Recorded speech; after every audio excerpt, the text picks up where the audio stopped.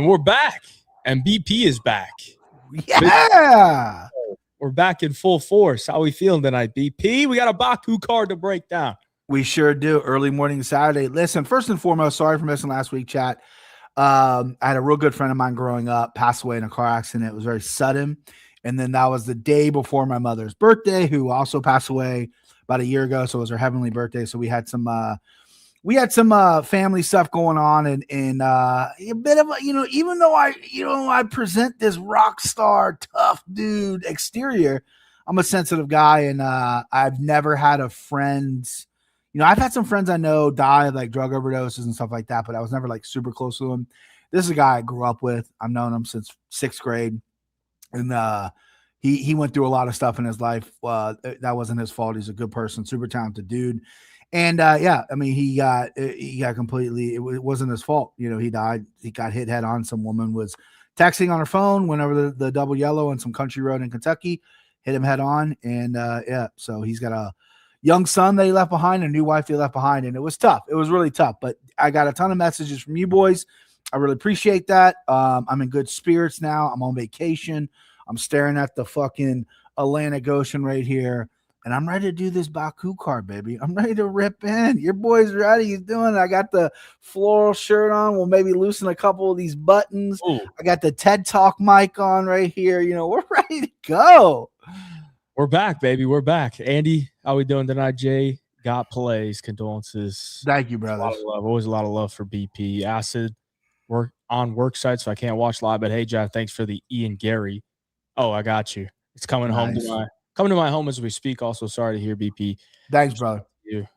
I gave him one of the cards we ripped on the live stream Friday or something. But nice. Yeah. Loyal supporter, Acid Legs fan, always in the chat. Yeah, he's always in the chat. He's a real one. How we doing, brother? Trent's my guy. Ohio, stand up. My thoughts and prayers, BP. Vince, always in the chat as well. Thank you, Vince. And as always, a lot of other people. Romeo Dobbs, Stan. How about fucking Giannis, Romeo Dobbs, getting traded to the Heat, bro? It's so sad to see, but it's about time. It's about time they got rid of him. Let him fly. Let him fly. The freak, Greek freak. What is it? Yeah, Greek freak. That's it. It's going. It's going. Jaden Cable. This guy. Hayden, show your feet. Show my feet? I don't think you want to see. I got socks on as well. So I got bun. You know what? You know what's crazy is I have ingrown toenail issues, right? So I've had to have that procedure where they numb you and they rip you out, right? That was like one of my fears growing up. Oh, brother. I've had it done on both sides of my big toe. I've had it done 4 times. Horrible. First time I did it, I was 16, waiting in the lobby. This big cowboy comes out. And I mean cowboy hat, cowboy boots, and he's limping. I'm like, how the fuck am I going to do this? Right. Go in there. This needle through the big toe felt like it went through the bone. I screamed, what the fuck? My mom's like, Brian, the doctor's laughing his head off. He's ripping into my feet. However, the nurse, who was very muy caliente, said, you got really nice feet. And I went, oh, really nice feet. She told me I had nice feet, bro. Clearly so, Jaden Cable, brother, if you want to see some feet, let me know. I'll show you some, show you my dogs if you want. You don't want to see my dogs. My wife says I got bunions on both of my toes. I do too. Yeah. From years of being on my feet walking. Yeah. They're not good. They're not good. T-Swizz, my best friend, died in a car wreck on the way to my house, May 3rd, 2025. I feel you. Time heals all wounds. Roll on from it, but never forget your dog. Yeah. Yeah, that's tough, brother. Yeah, he was a DJ, a pretty famous one. Well, I won't say pretty famous. He did the NBA All-Star game for like 5 years in a row. Then he got married, went to California. That fizzled out. He moved back to Cincinnati, won a DJ competition in Cincinnati recently. So anyway, he had a little bit of a name. So the news did a story of him on the news and tweeted him out and stuff, which I thought was great. Shout out Channel 5 for doing that for D-Lo, David Logan. Shout out my guy. He was a real one. Shout out D-Lo. What do you think about this weekend's card, BP? I know you're I mean, listen. So maybe you haven't, been super locked in, but I've been pretty locked in. It's not a bad card. Baku is something I didn't even know this city existed. I've heard of the country Azerbaijan, but I never knew Baku was a thing. But they've been there twice recently, and obviously they got some fighters from there. They got a fighter kicking the card off. I know Fiziev isn't technically from there, but he reps there. I think he was born in Kyrgyzstan, but he kind of reps Azerbaijan. And we got Naz Sadikov as well from there. But yeah, I dig the card, right? This is the first time ever in our tripping. It's a 10-hour drive, right? And we leave Saturday at 4 a.m. to head back to Cincinnati. Ooh. The card starts at 9 a.m. That's halfway from our drive. So I'm going to switch with the wife for the first time ever. Let her drive. I don't ever let her drive. I do the whole thing myself, but I'm going to let her drive. I'm going to switch it so I can watch the fights on my phone. But yeah, I'm excited, dude. I think it's a pretty decent looking little card. I mean, we all still have that UFC 250 Freedom hangover a little bit. Like last card I thought was really good. And then this card I think is pretty solid on paper. I think there's some plays that could some money. There's no crazy like huge favorites. Like there's not like minus 800 or anything. I think everything's pretty competitive. So there's some chance to win some money if you play your cards right, which I like. Yeah, I think the biggest favorite is Rockman minus 600. Yeah, is that who it is? 600. Yeah, I saw. Days doesn't even seem that big, you know. Not really, right? I mean, shit. I mean, you saw what happened last week with what's his Bojas winning. You know, he was a huge fucking dog. Yeah, dude. Oh, that reminds me. By the way, empty the clip. Fucking Michael Aswell, dude. I'm looking like an idiot out here. What was this? BP, you're supposed to be on the show so you can talk me off the ledge. Yeah, brother. I liked Aswell too. I did. I mean, Bolanos is 8-5. But I tell you what, he looked fucking big for a guy coming up in weight. Yeah, he looked fucking. His back looked huge against Aswell. He looked bigger. And he was getting roughed up in round one, and then he bit down that fucking mouthpiece, brother. And yeah, Aswell, man, this is the guy that's like, everyone's like, he's good, you know, he's fighting good competition, and then he's doing the short notice stuff, and you're like, he's gonna win, and then he drops an egg against Bolanos. You're like, oh, that's a fight you should have won, brother. Should have won that one. Yeah. To be fair, I didn't lay like the minus 400 whatever he was on. I just bet him to win inside the distance, but yeah, dude, like what the fuck's going on here? I thought that was a great matchup for Aswell to get downhill with his boxing, but the dude, I don't know. I was doing some stuff. My sister-in-law got married yesterday, and Congratulations. So I was at a rehearsal Saturday. So I was like semi keeping up with it on my phone, but I wasn't really watching. But I went back and watched a little bit of it, and it was just kind of back and forth stuff. So he never was able to like let it go. So we'll see what happens with him next. Yeah. And another fighter that I've met in person goes on to lose. Seems like anytime I see somebody in person, next time they fight, they always fucking lose, dude. It's like me with the packs. We're gonna rip some packs tonight. They're all gonna be duds.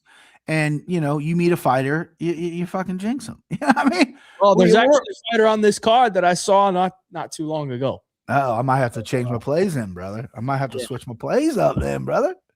Maybe you probably won't actually, but we'll get to that. We'll get to that. My sicko parlay went 0 for 3 as well.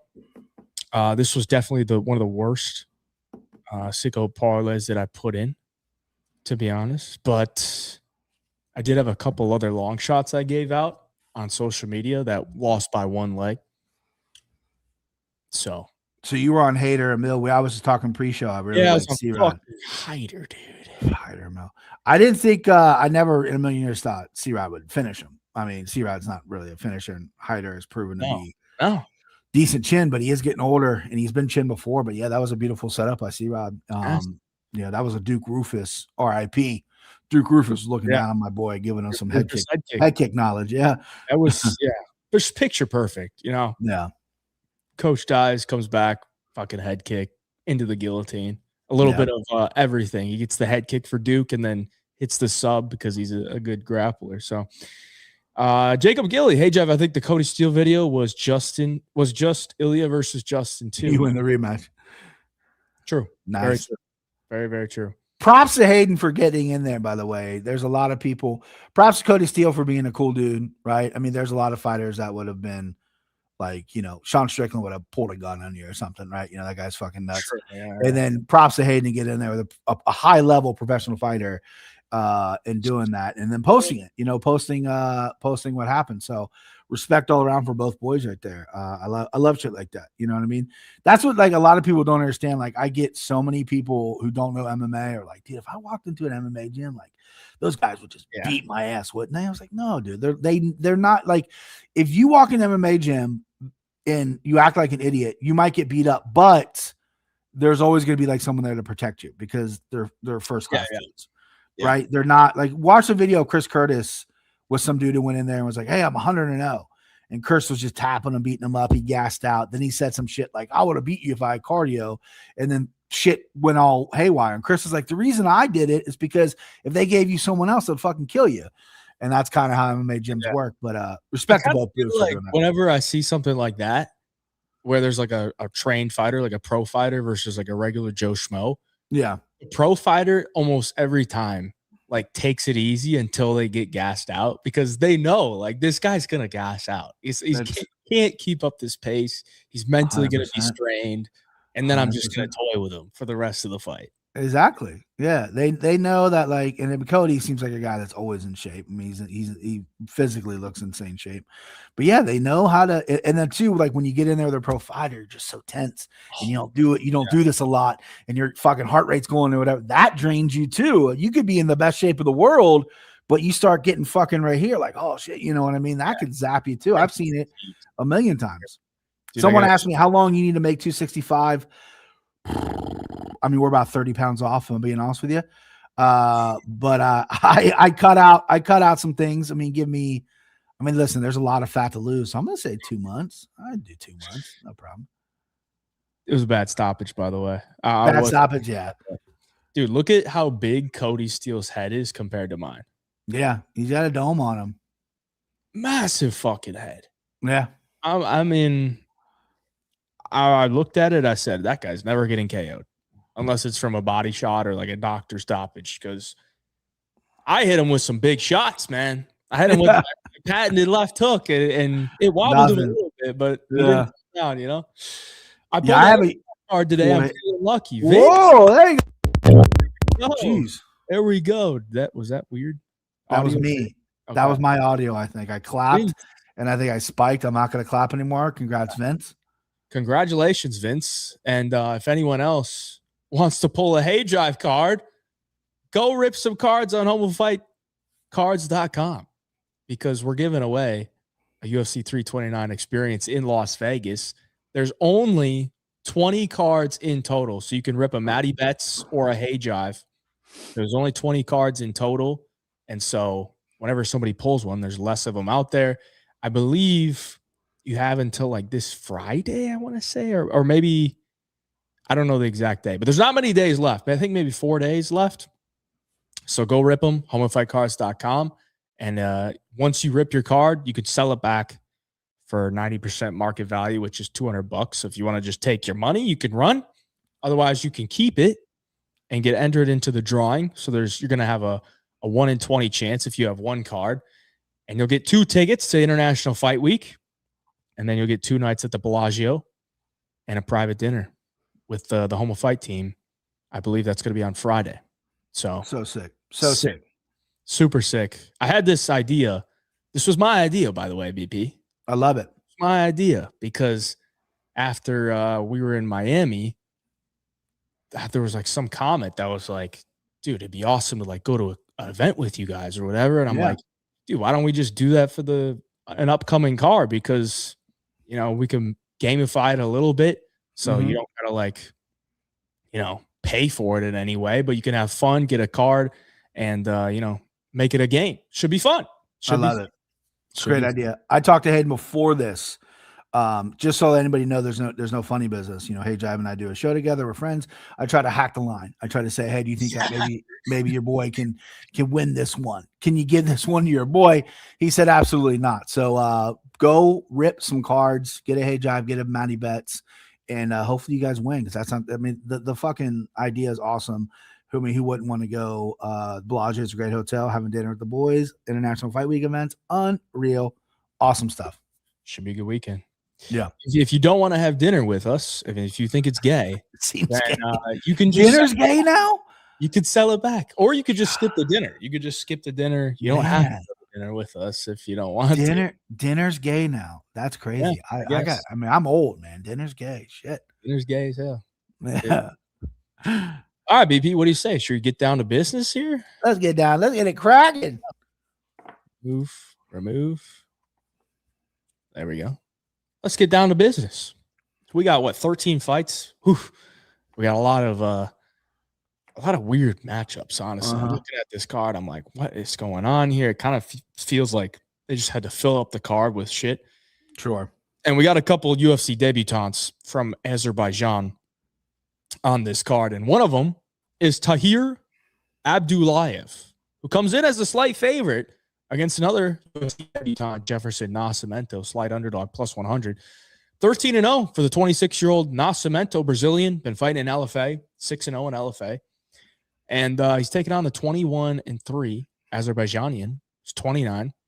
And Jefferson is going up a weight class. I think he's normally a lightweight, but it's a bit of a short notice matchup for him. So he's going up to 170 to hear the guy that normally fights at 170. BP, what do you think about this matchup, dude? It should be a contender series matchup, but it's on a UFC card. It's on the UFC because the tank, Abdullayev, is from Azerbaijan. So they're like, let's throw him on there.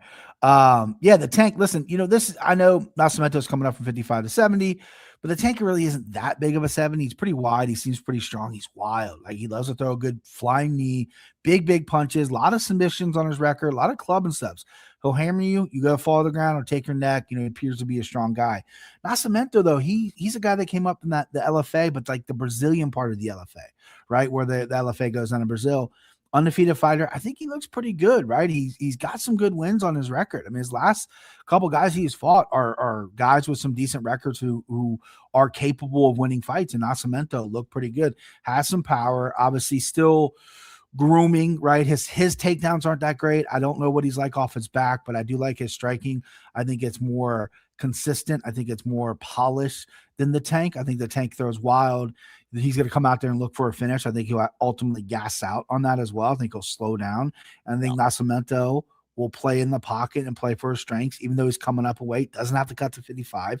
So I like his gas tank here. I think this is going to be a very close fight. Azerbaijan's going to be cheering for their guy, depending if this is the type of country that shows up early in the building, since he is the curtain jerker. But I like Nascimento. I think Nascimento is going to get done here. I love that he's plus money. I think he's a solid prospect. Not running to click the button to fucking put all my money on Nascimento. Don't get me wrong, but I do like Nascimento. I think he's solid. I think he can win a decision here. And if the tank gasses out because of the crowd, too emotional, fucking whatever you want to call it, right? Sometimes fighting in your home crowd, in your home country or whatever, sometimes that works against you. And he slows down, Nascimento could get a TKO finish here. Don't know if that's going to happen, but just give me Nascimento plus money. Maybe take him by decision as well. If you want to dance with some even better plus money, I like Nascimento. MMA Locker Room Mills says, I do LFA grades and breakdowns. He's a B minus. B minus. He's not bad. He's not bad at all. I was surprised watching tape on him. Because he's a guy that I was really under the radar for me. I don't watch a ton of those LFA Brazil cards. But I went back and watched all his performances there and a couple before that. And I'm like, this guy's decent. He's not bad. Yeah, I saw 13-0 and 6-0 in LFA, and I thought he was going to be really fucking good. You know? And then I went to tape and I'm like, he's solid. Like, he's not anything special. I wouldn't really say he's got like a huge ceiling in the UFC. I don't think he's like the greatest athlete. I think he throws his punches kind of weird, like kind of pushes them like this. He does, yeah. And not really, by design like Gaethje. Like Gaethje does that a little bit, but like it's not really design. Just kind of a weird flow with his striking. Mm-hmm. But I do think after watching tape on Tahir Abdullayev and looking at the competition that Abdullayev has been facing, I think Nascimento's more than good enough to win this fight, dude. Like, he's just way more technically sound. He moves his feet pretty well. Seems like he's got good cardio. He got a round 4 finish his last fight, which wasn't that long ago, May 29th. He's been 5 rounds. He's won a 5-rounder. Abdulayev, I think this guy slows down bad after round one. You look at his recent wins, and they're against absolute cans. Yeah. Like, they're just really bad fighters. Like, dude, if anyone comes out of GFC, like if GFC is the last fight you had before you get into the UFC or even Contender Series, like, I'm fading your ass. Georgian Fighting Championship is terrible. Like, some of the worst guys you'll ever see. Which is crazy because Georgia's such a hotbed for fucking talent. I guess it's just like, yeah, and it's just like there's so many guys trying. Yeah. So I think Nascimento at underdog odds here is definitely catching my attention. I know round one, you know, Tahir might be dangerous, but I'm looking at his round one finishes. I'm like, I'm watching him. It's not like he's like cold cocking people with like really slick striking, or he's taking guys down, ragdolling them, and like just jumping on a neck really quick. It's like he's getting them to the ground and like getting these weird, like a north-south choke. Yeah. That arm triangle choke he had, like the guy, I don't even think he was trying to defend it. No. I think he just wanted to get out of there. I think Nascimento is going to be able to survive that, and then he should be able to take over. Yeah, he's pure strength. There's not a lot of tech. Like a north-south choke getting submitted in 2026, that's pathetic. If you do that, like, that's crazy to me. This guy obviously has incredible strength in squeeze, and that's just dudes giving up, right? That's just dudes going, fuck, this is tight. But it's not going to put you out. You just don't want to deal with the pain anymore. You know what I mean? Yeah, I agree. Catching you guys live for once. Shout out to Arc of Darkness. We are live. We are live, baby. Nas decision, in my opinion. I agree. I do think it's probably a decision. Yeah. If you say both their names at the same time, the couch will start floating. Tahir Nascimento. It is. My couch is the couch in the condo is floating behind me. Oh shit. But yeah, give me Nascimento. I think he gets it done. All right, move on. We got a bantamweight bout. BigJive MMA taking on Gene Matsumoto. Sits at -152. MMA comes back at +132. Couple of younger bantamweights on the south side of 30, and a couple of guys that I think had, you know, a lot of promise coming into the UFC, but have had a little bit of mixed results. Losses to Topuria, Alexandre Topuria, and Umar Nurmagomedov, and G Matsumoto losses to Farid Basharat and Rob Font. So, I mean, those aren't bad losses. And the guys that they have beaten are fairly decent as well. I'm interested to see this fight. I'm looking at it, and I could see it going a lot of different ways. But BP, tell me what you think. I think Amakan's got it, brother. I think he's got this one. I should take Jean because I'm in North Carolina. I'm visiting my grandmother. Her name is Jean. So all the signs point me to taking Gene Matsumoto.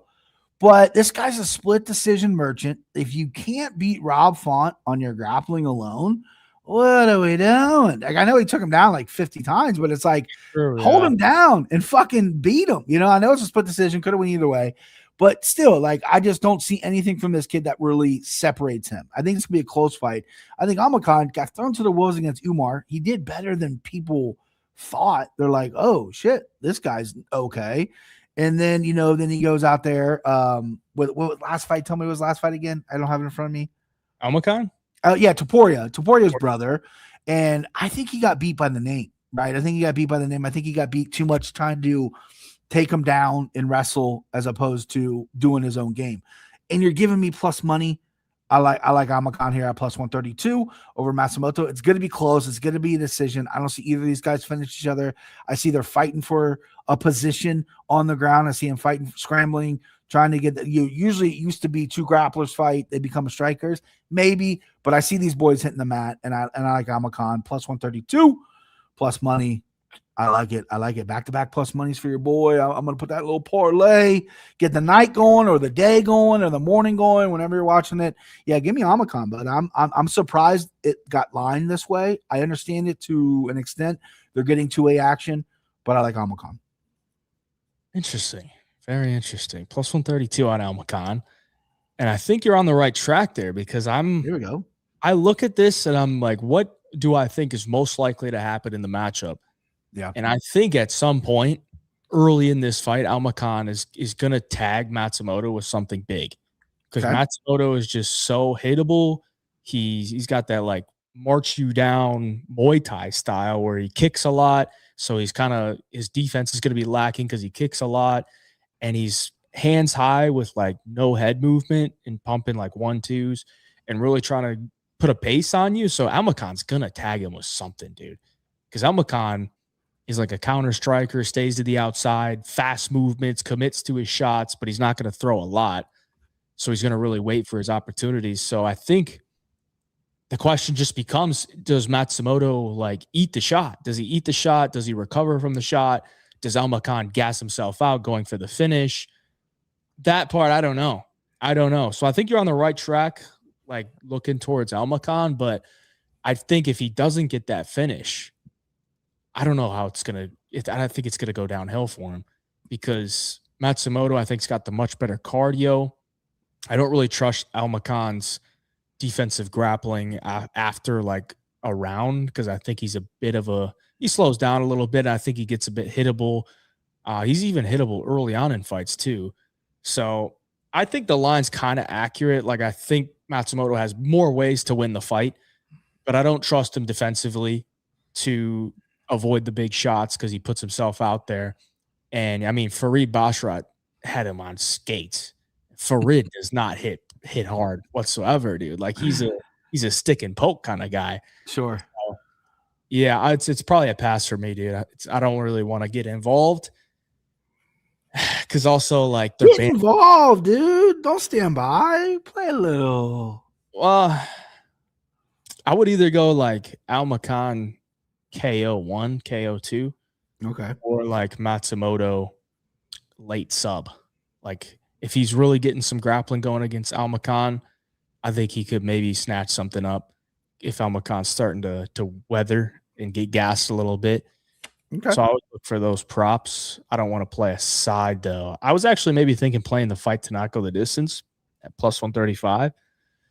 But Almacan's not really a guy that, has been finished all that often, and Matsumoto's never been finished. So like we're really banking on somebody slowing down or just getting caught. And that plus 130, I'm not really like, if it was plus 200, maybe, but plus 130, I'm not really getting a ton of the good feelings with that number.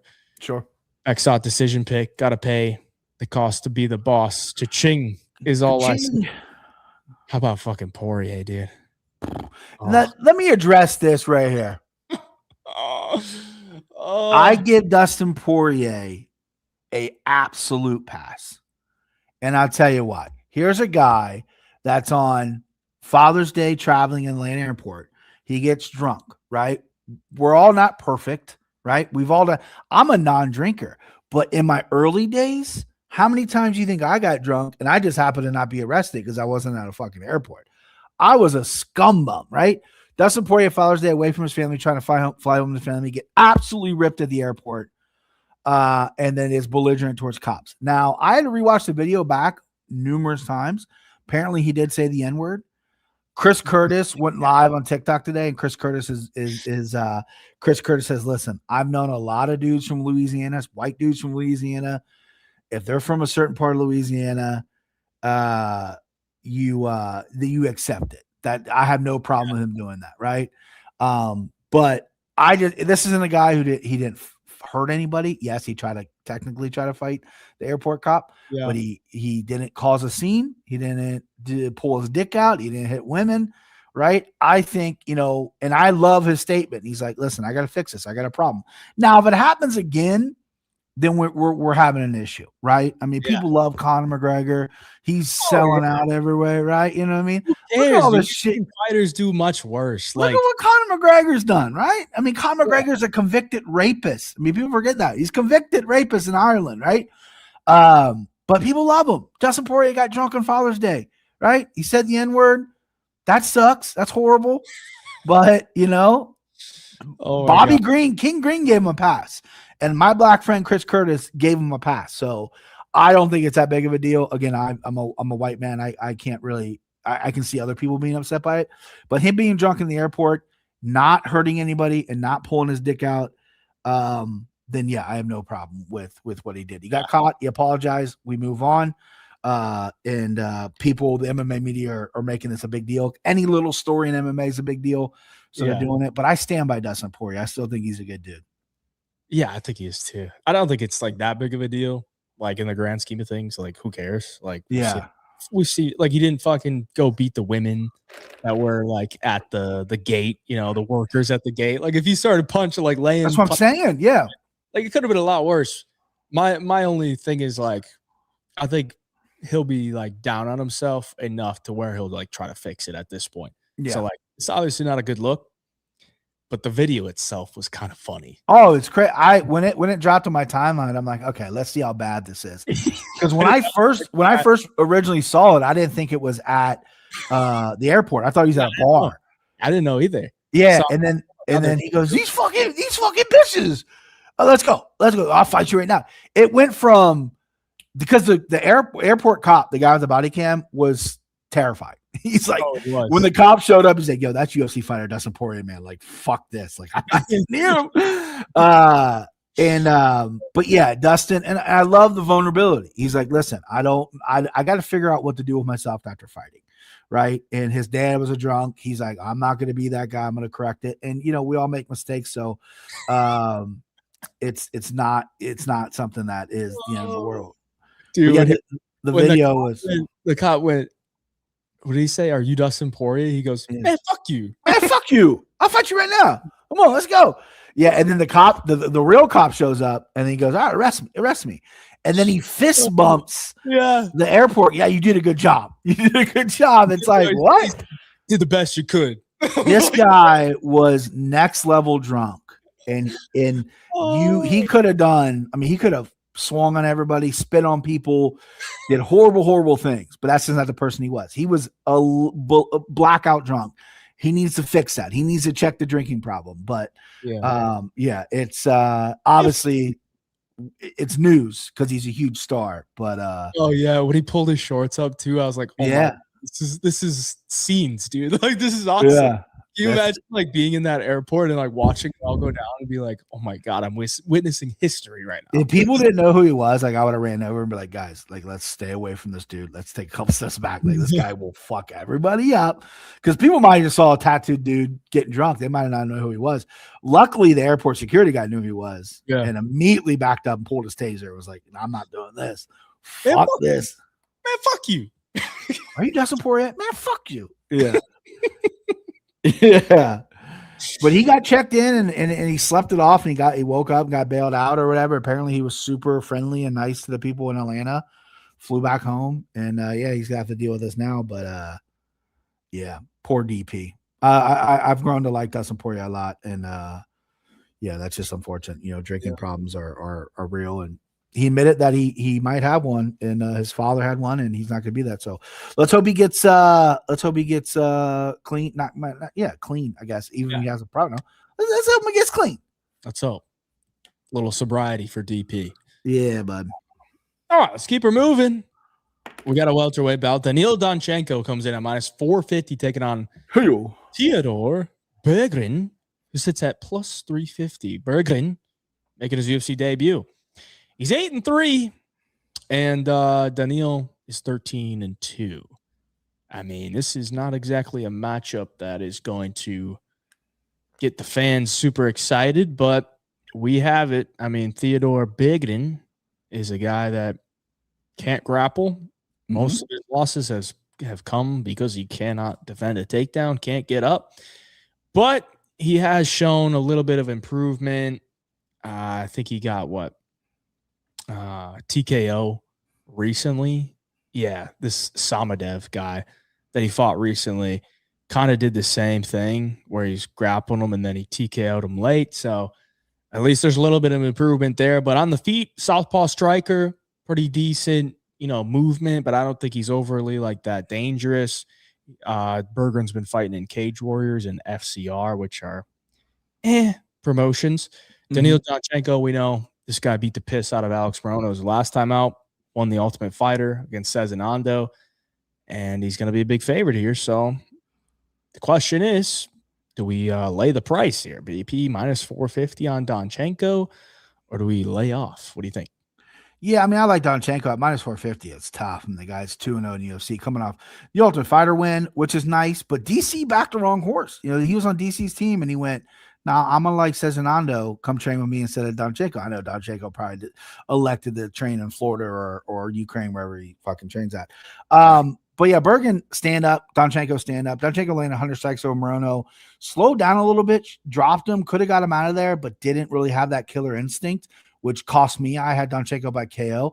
Hopefully he can KO Bergen here. Bergen is a stand-up guy. There's no grappling going to be involved.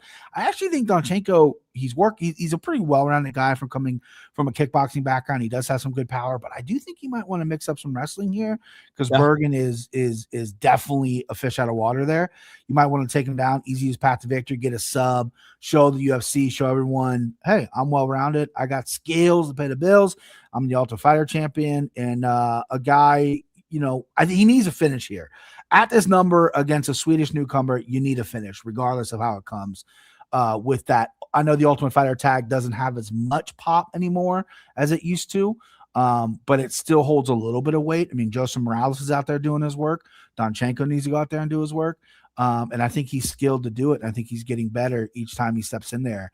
And it's crazy how young he is as well. He's still only 24, so improving greatly.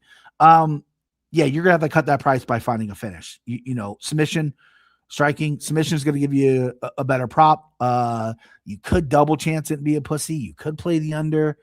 I'm still trying to figure out how I'm gonna attack this fight. I do want to bet it because I do think Donchenko is going to get it done. I think he's a superior athlete, superior fighter. However, 450 steep. But I like Donchenko. Yeah, I'm kind of having a tough time figuring out how Bergen wins, though. I'm like, yeah. Is he gonna KO him? I guess he could clip him.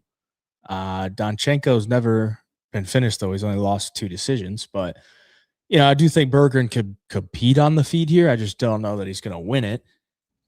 I know Donchenko's a Tiger Muay Thai guy, so he was a training partner with Fiziev for a while, and he's only 24. So I mean, he's got to be getting better over the years. 24 with 15 career professional fights, and he's got a couple subs. So if he wants to, you know, he got a takedown against Cezinando in round 1. So I think he can wrestle here against Bergen if he wants to, but I'm sure he probably is going to try to go out there and strike. So I do think Donchenko wins here. I don't know. This guy, Emmett LePage, Bergen decision or TKO, he's really feeling a Bergen win here. Okay. I mean, listen, that's a nice little dog cash if you get it there, Emmett. I mean, Emmett LePage must know something to be saying TKO in 2 or decision, which is when in doubt, take the bruh. Take the bruh. When in doubt, take the bruh. Take the bruh. What is the under 1.5? I think she's juicy.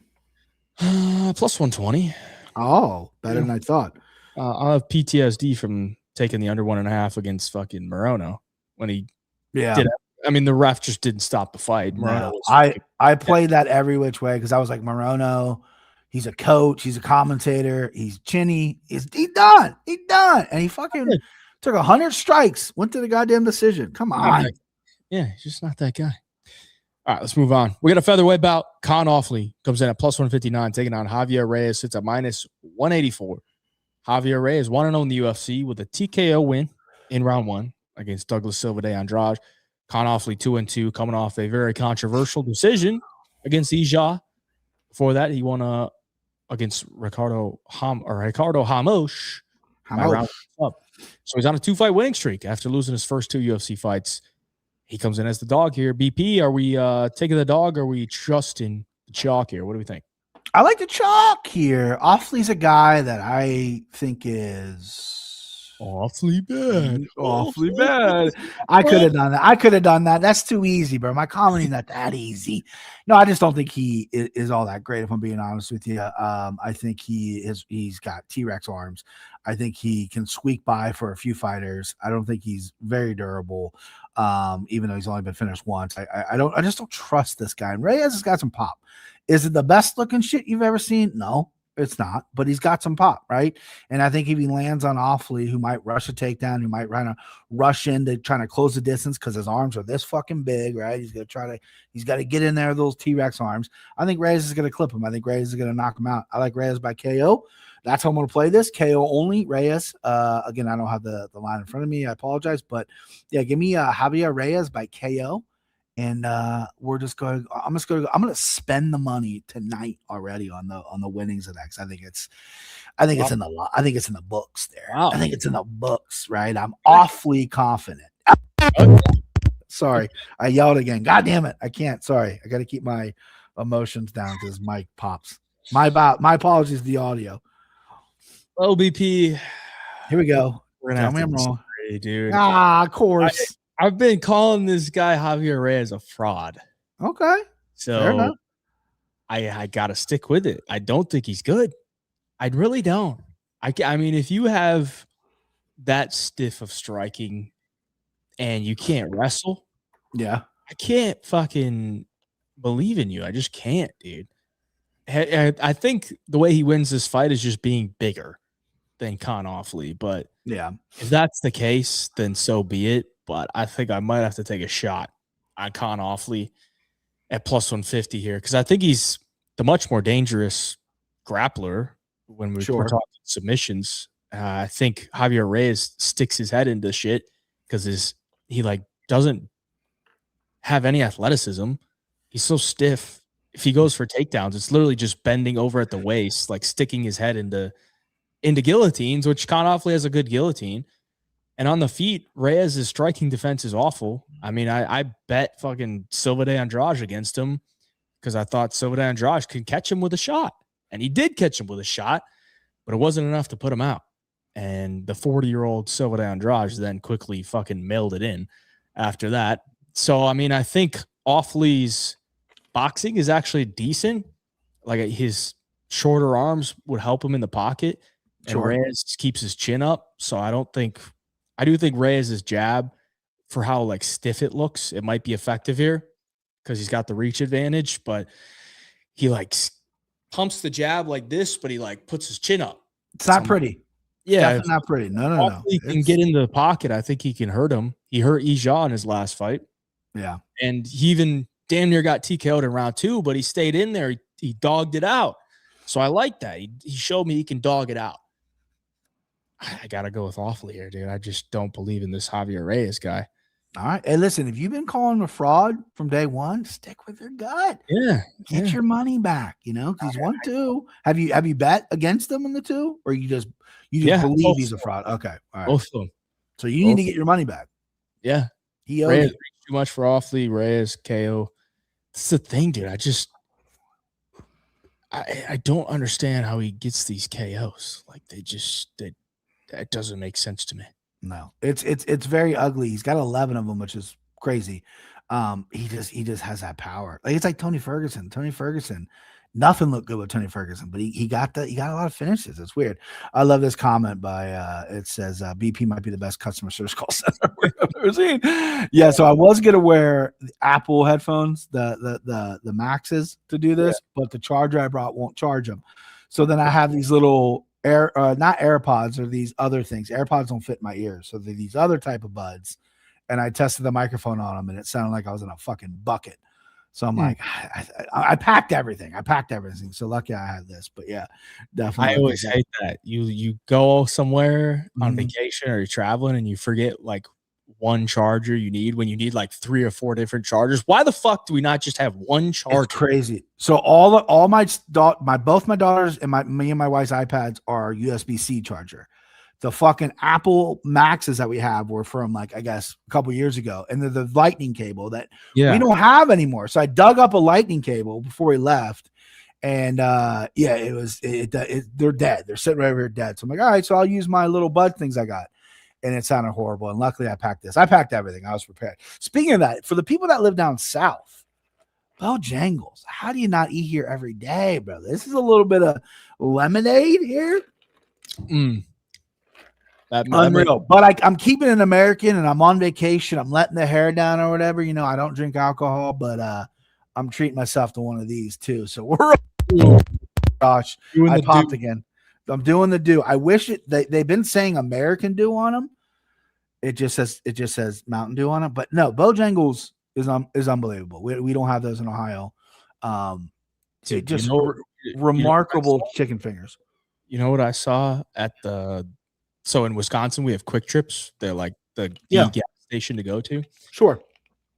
I went in there and I saw they have Mountain Dew donuts. Crazy. Mountain Dew flavored donuts.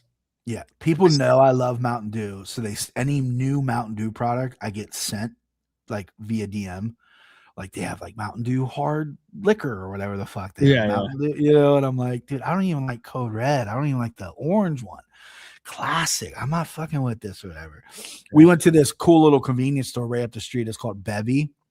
And they got like great coffee. There's like a chef who like makes things and puts it out. Like my wife got some egg salad. So it was unbelievable.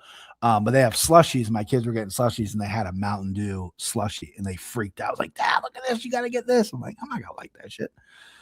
But yeah, so Bojangles, unbelievable. I wish Ohio had it. You know what I mean? So it's actually KT Trinidad. It's quick with a K. QT is more like the down south. It's quick like KWIK, right? Is that how you spell it? Yeah, I've seen those. I've never been in one, but I've seen them. Look at this. Mountain Dew donuts. Unbelievable. No, not for me. Not for me, brother. I'll try it. You Nope. All right, let's move on. We got a middleweight bout. Nursultan Rizaboyev comes in at -210, taking on Andre Pulayev, who sits at +180. Pulayev, 28, 6'4", so he's going to be able to somewhat match the height of the 6'5" Rizaboyev, who's usually the much taller and not necessarily longer guy, but definitely more imposing with his height and likes to keep his range. Pulayev coming off the loss to Teba Gautier, and before that, he picked up his first win. He's 1-2 in the UFC, and Rizaboyev 4-1. Only lost to Joaquin Buckley at 170 pounds. BP, I'm gonna go grab a drink. Give the chat a breakdown. What's up, chat? You're rocking with me right now. Hold on. I got to be fair, Ohio is complete trash. Oh, come on, Arc of Darkness. To be fair, complete trash. I have nothing. Only good thing is BP and Hall of Fames. You're forgetting about Skyline Chili. Okay, Cincinnati's gem. I've been all over Ohio. I've spent significant time in Ohio. Where Chin's from, out there where University of Ohio is, Athens, Ohio, I believe he's out from there. It's a little country, but Athens, Ohio, University of Ohio is awesome, awesome place. Cleveland, not for me. Akron, not for me. Toledo, might as well be fucking Michigan. Dayton, go there if you want to get shot. And then Arc of Darkness, I'm from Ohio. Or I'm from Michigan. So that makes sense that you dislike this. I actually like Michigan quite a bit, though. I know there's a rivalry. Not an Ohio State fan, so I'm not against Michigan. My dad was actually born in Michigan.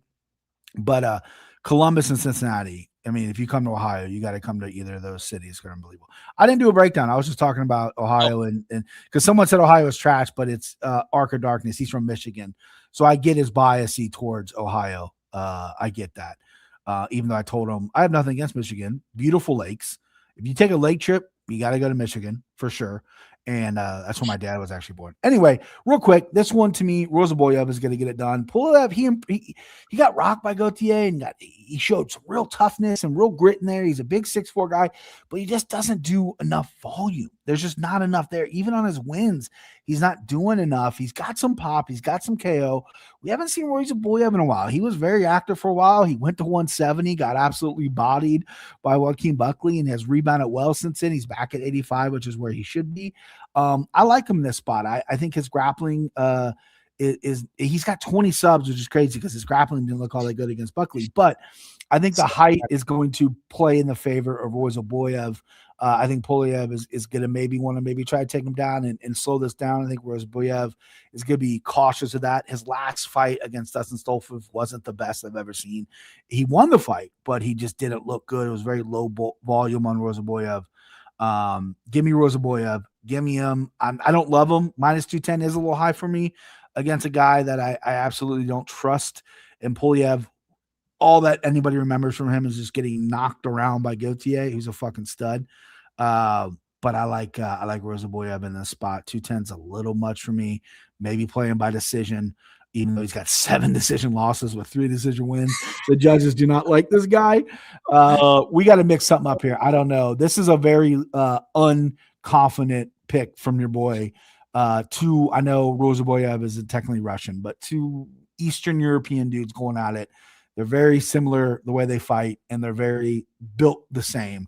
But I like Rosaboyev for the edge, and he has more experience. Yeah, I mean, we always got to bring it up with Rosaboyev. Like, the record is extremely padded. So you're going to say, sure, this guy's got 47 fights or whatever it is. Yeah, 47 fights, 20 subs, 13 KOs. It's like, dude, they're against literal nobodies. Yeah. And I don't even think they're like real fights. You can't even go watch them. They're that bad. They're that bad. So got to keep that in mind. He's looked okay in the UFC. I don't really love what I see from him, but he knows his style, and he's not really going to get out of himself to like put himself in danger. Just kind of fucking stands across from you, big and tall, and waits for you to throw, and he tries to counter with like a big right hand or a big uppercut.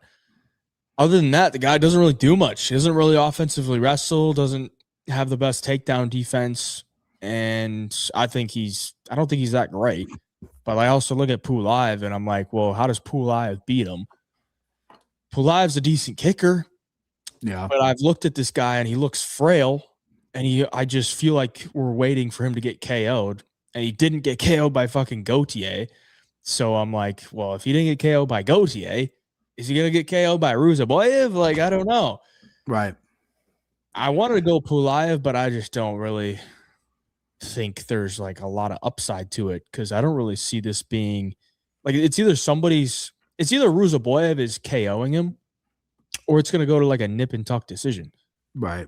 So I get why Rosaboyev's the favorite. He's definitely got the better UFC record and more momentum here, but I would never play Rosaboyev at minus 210 against somebody that's like a capable striker. I just think the kicks are going to get countered by Rosaboyev, and he's probably going to be able to land his right hand. And if they're grappling, like, I don't think Pulev's an amazing grappler, but you know, he could maybe get some top time on Rosaboyev.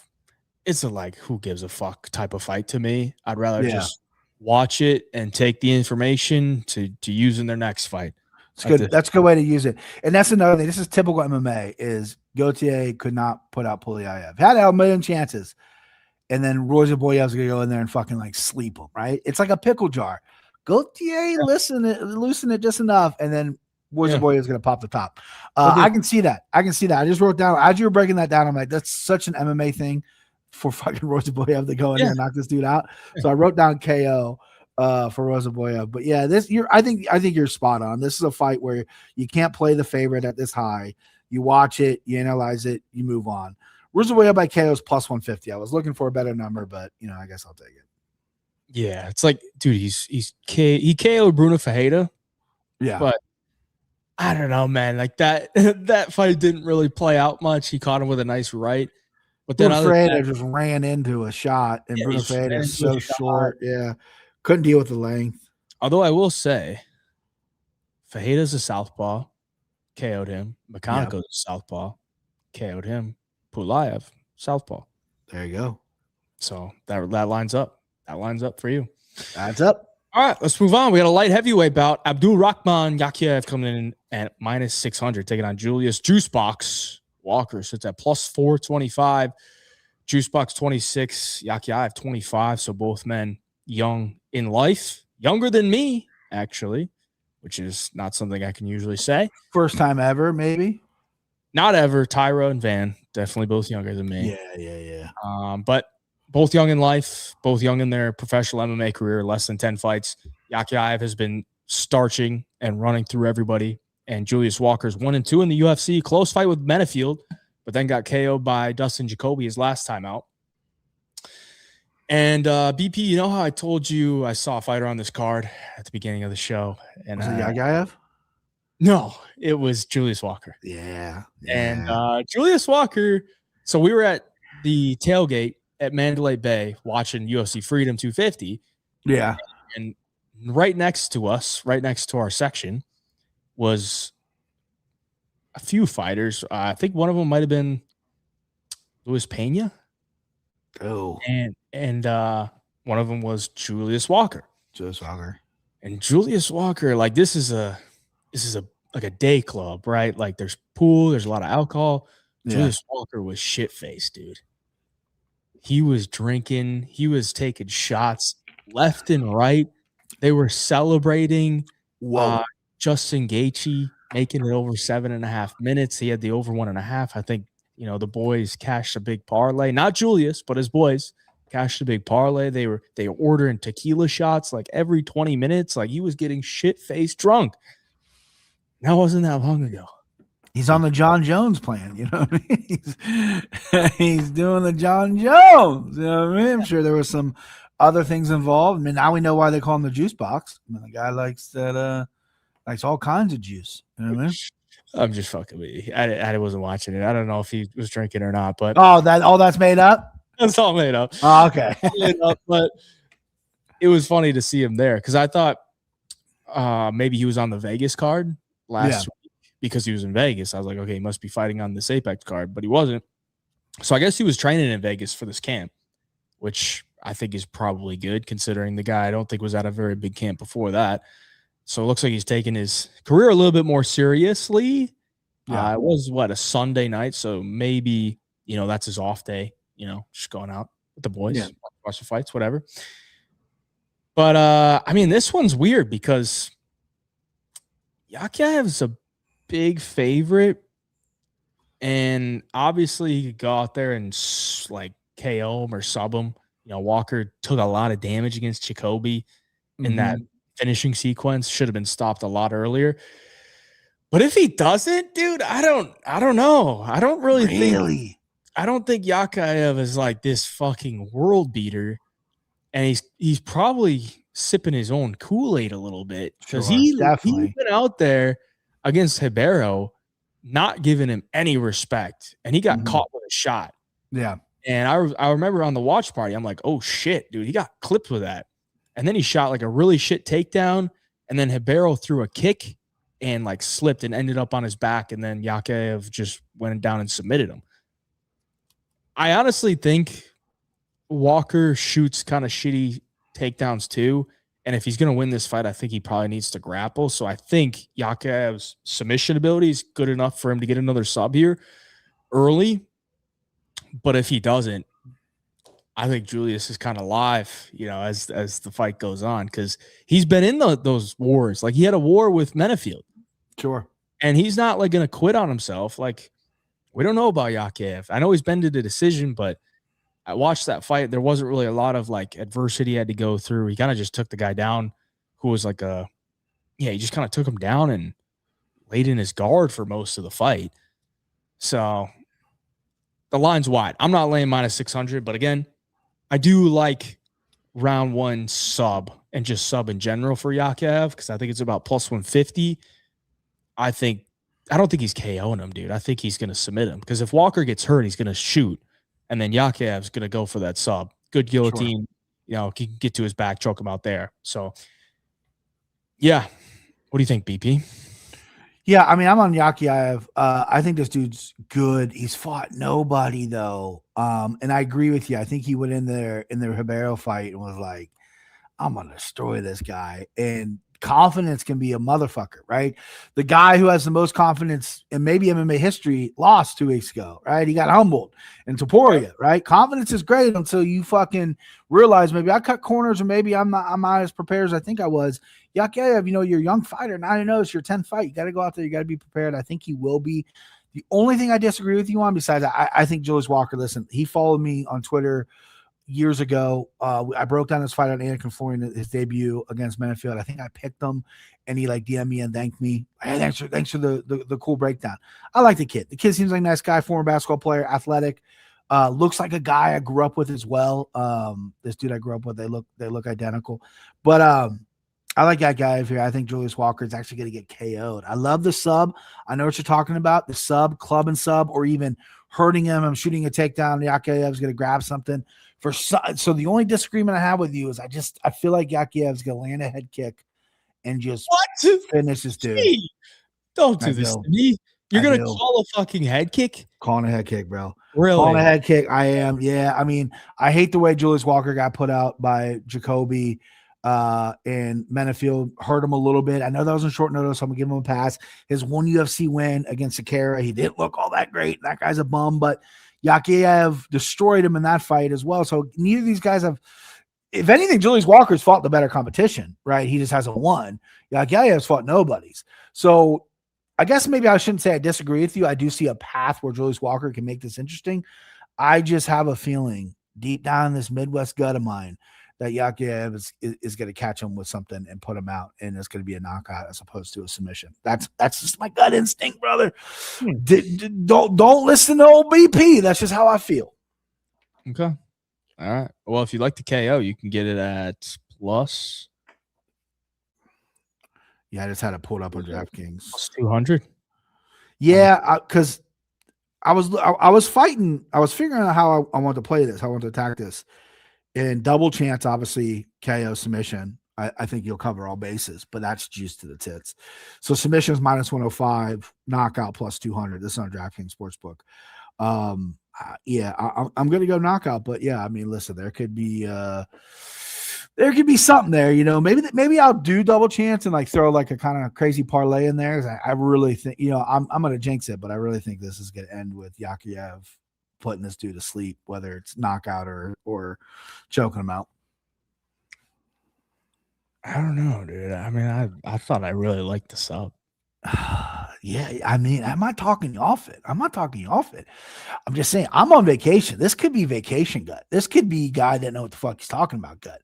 I was driving, kids were sleeping, wife was sleeping. I'm breaking down the fights in my head.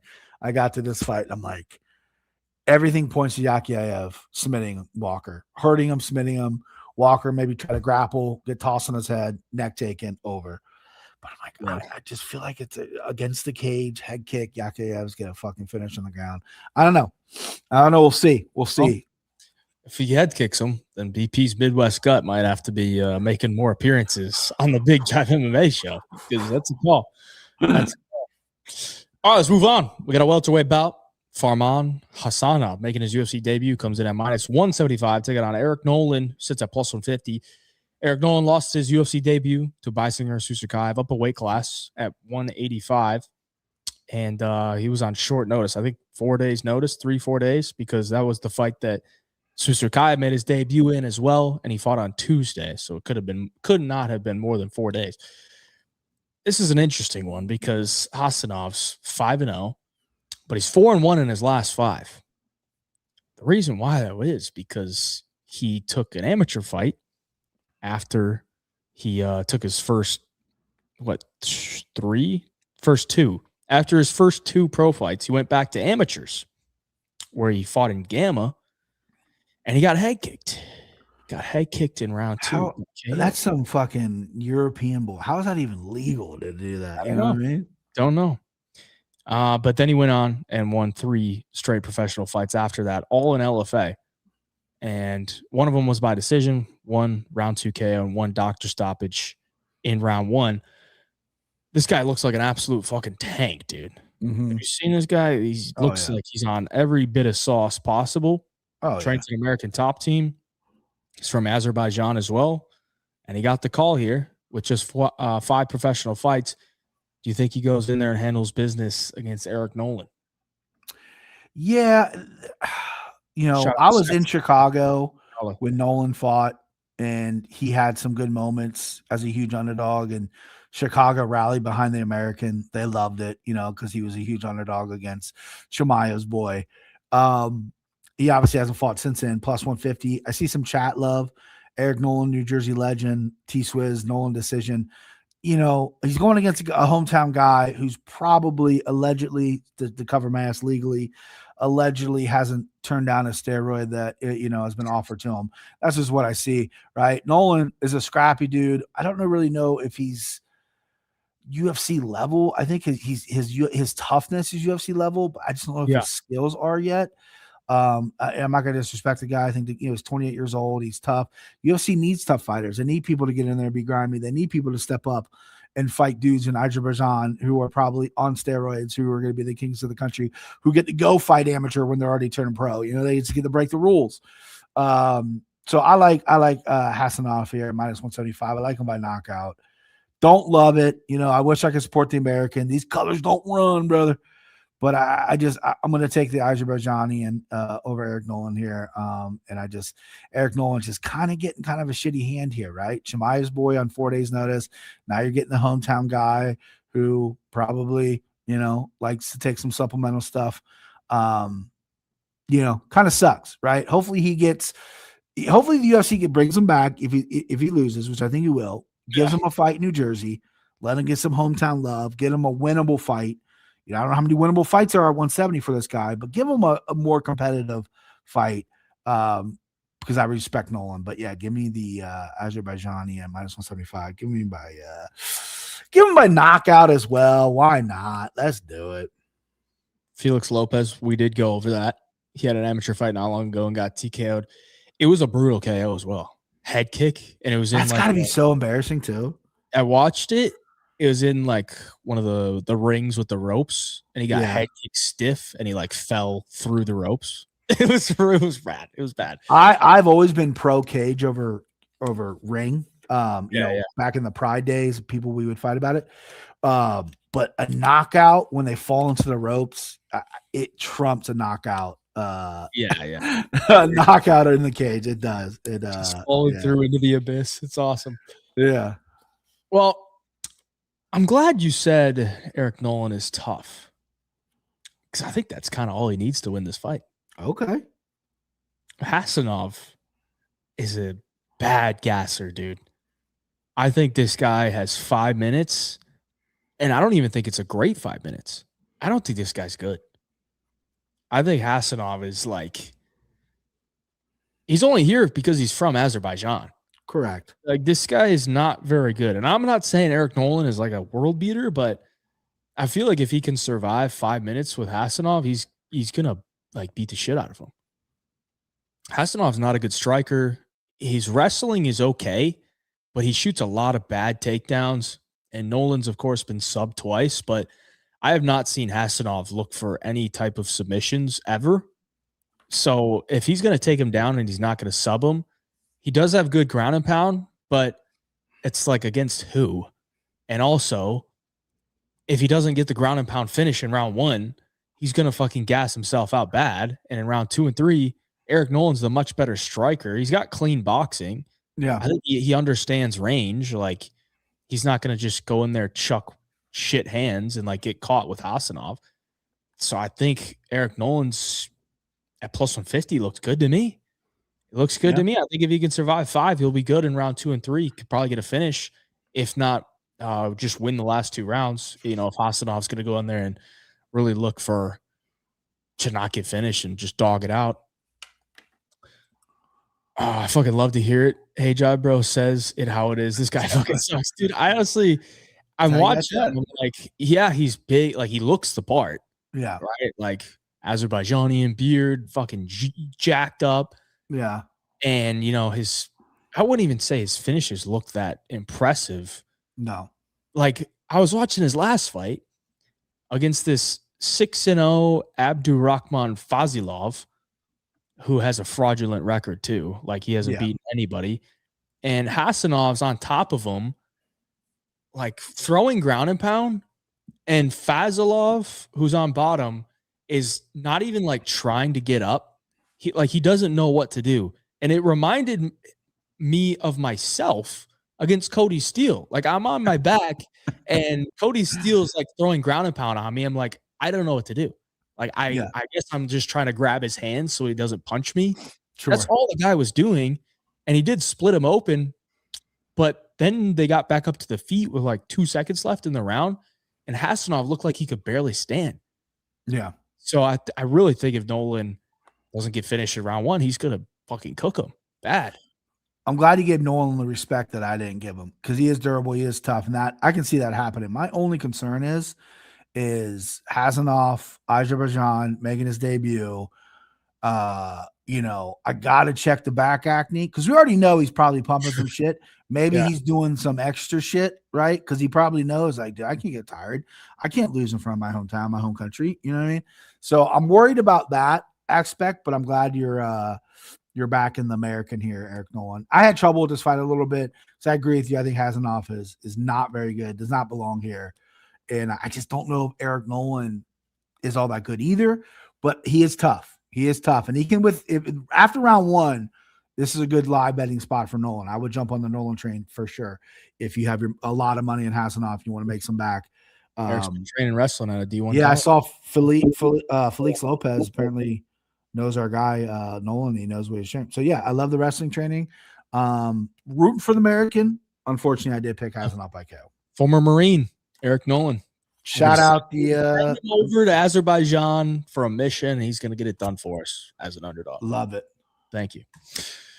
All right, before we get into the main card, I'm not going to show you that, but I am going to show you BP. Hold on. BP. So should we show him now? Announce the biggest giveaway in MMA picking contests history. Should we show him that? Yeah, I think the chat. We got 215 people watching. The chat's pretty fucking fire right now. I think we got to show him, dude. All right. Well, a couple weeks back before the White House card, we were planning on doing some massive giveaways, right? And we wanted to take our time. So for UFC 329, we got it all figured out, and we're going to announce the grand prize for the UFC 329 fight picking giveaway on 3-Punch Convo is an ocean view stateroom for 4 people on the BKFC Bruise Cruise next January, which I am so hyped about because I will be going to it. So that means whoever wins on 3-Punch Convo will be able to bring 3 other people with them onto this Bruise Cruise. And it's going to be one of the sickest events that I think has ever gone down in MMA history, where like fans can attend, right? Real fans outside of like the White House. So we got that hooked up. It's free to enter on 3-Punch Convo. So this isn't for this week, but UFC 329, you're going to put your picks in on 3-Punch Convo, and whoever are the top 50 people as far as net win or loss on their units are going to qualify for the random drawing. So you don't even need to be the best picker out of everyone on that card. You just need to be in the top 50 to have a chance to win the grand prize. And there's also going to be a bunch of other prizes for the UFC 329 picking contest. So that is some big news we had to drop here on the BigJive MMA podcast, because this is the biggest free pick contest ever held in MMA. I don't think there's anything that comes close to it. The approximate value is $6,000 for you and 3 other people to go on the BKFC Bruise Cruise, which of course is one of the things that has never been done in the space before. And I'm really looking forward to it. I've talked to the people at BKFC, and they're very excited about it. A lot of they're going to be announcing fighters that are going to be on the cruise or making appearances. So there's a lot that hasn't been said about this cruise yet, which, it's next January. So it's a ways away, but you'll have enough time to, make arrangements and all that. So really looking forward to that. And BP, what are your thoughts on it, bro? I mean, just unbelievable what 3PC is doing for you boys. This is would you want to go to Verdict and put your vote or your picks in Verdict and get a blue belt for the card, or you get awarded a brown belt or whatever? No disrespect to Verdict, but this is free to enter, and you get to go on a trip, have a chance to win on a trip. That's unbelievable. You get to be on the same boat and mingle with BKFC guys, right? And it's just unbelievable opportunity for everybody. And this is what I was talking about a year ago when I was hyping up 3PC. There's so much more in the works. There's so much more groundwork that's being laid. I mean, the app launched a couple weeks ago. It's phenomenal. I'm on there every fucking day. And now we're giving away a contest like this. It's unmatched. There's no other app, MMA centered app that is doing this for their fans and doing it for free. You know what I mean? And shout out BKFC for partnering with us and everything like that. It's super dope. I saw Hayden tweet this out. I believe he got a message back from Connor, not tweet, Instagram, So it's a cool thing. And I wish I'd say I'd go. I'd be there, but I am afraid of cruise ships. So I got a lot of problems, guys. I don't like being on the open water. I've seen the movie Titanic, but this is an amazing opportunity for everybody. Do not be a pussy like BP. I mean, look at the video Hayden's playing right now. Just I love cruise ships. I see them all the time, dude, and there's such good like deals. Like you can get like a Disney cruise like for the kids.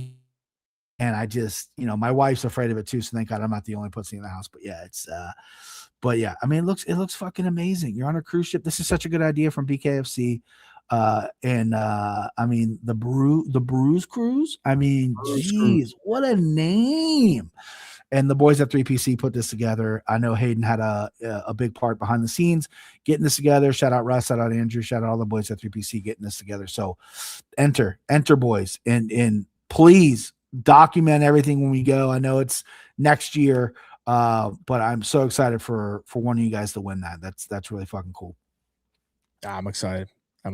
Yeah, make sure you're on 3punchconvo.com. We have a contest for this week as well, but this is the big one for UFC 329. That's the grand prize. And as I said, there's going to be a lot of other prizes involved as well. So that's going to be a huge contest for UFC 329. If you're not on 3punchconvo.com just yet, go sign up. Link down in the description below. You can download the app on the App Store. Brand new app. Looks amazing. You get to talk with fighters in the forums, with personalities in the forums.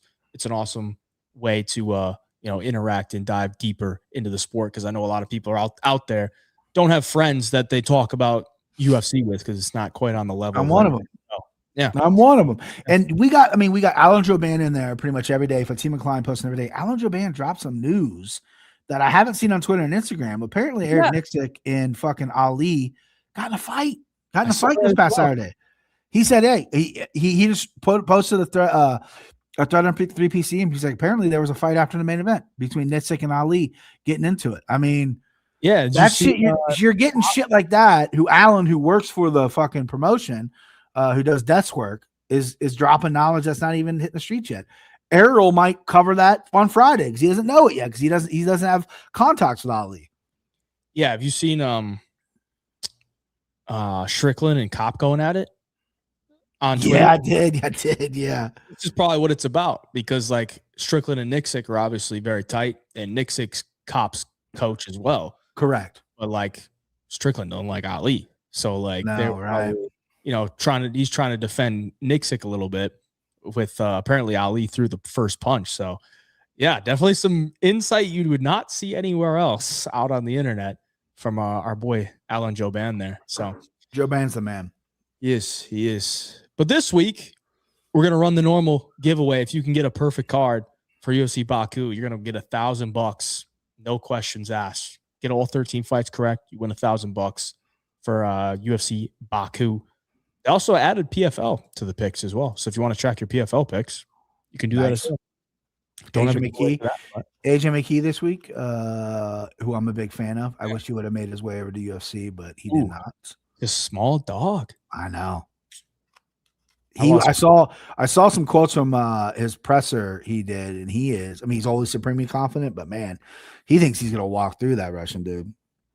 Yeah, I don't know. I feel like McKee might be one of those patchy mix types. 100%. Because I was excited for Patchy Mix to come, bro. And then, whoa, was I wrong about that, dude?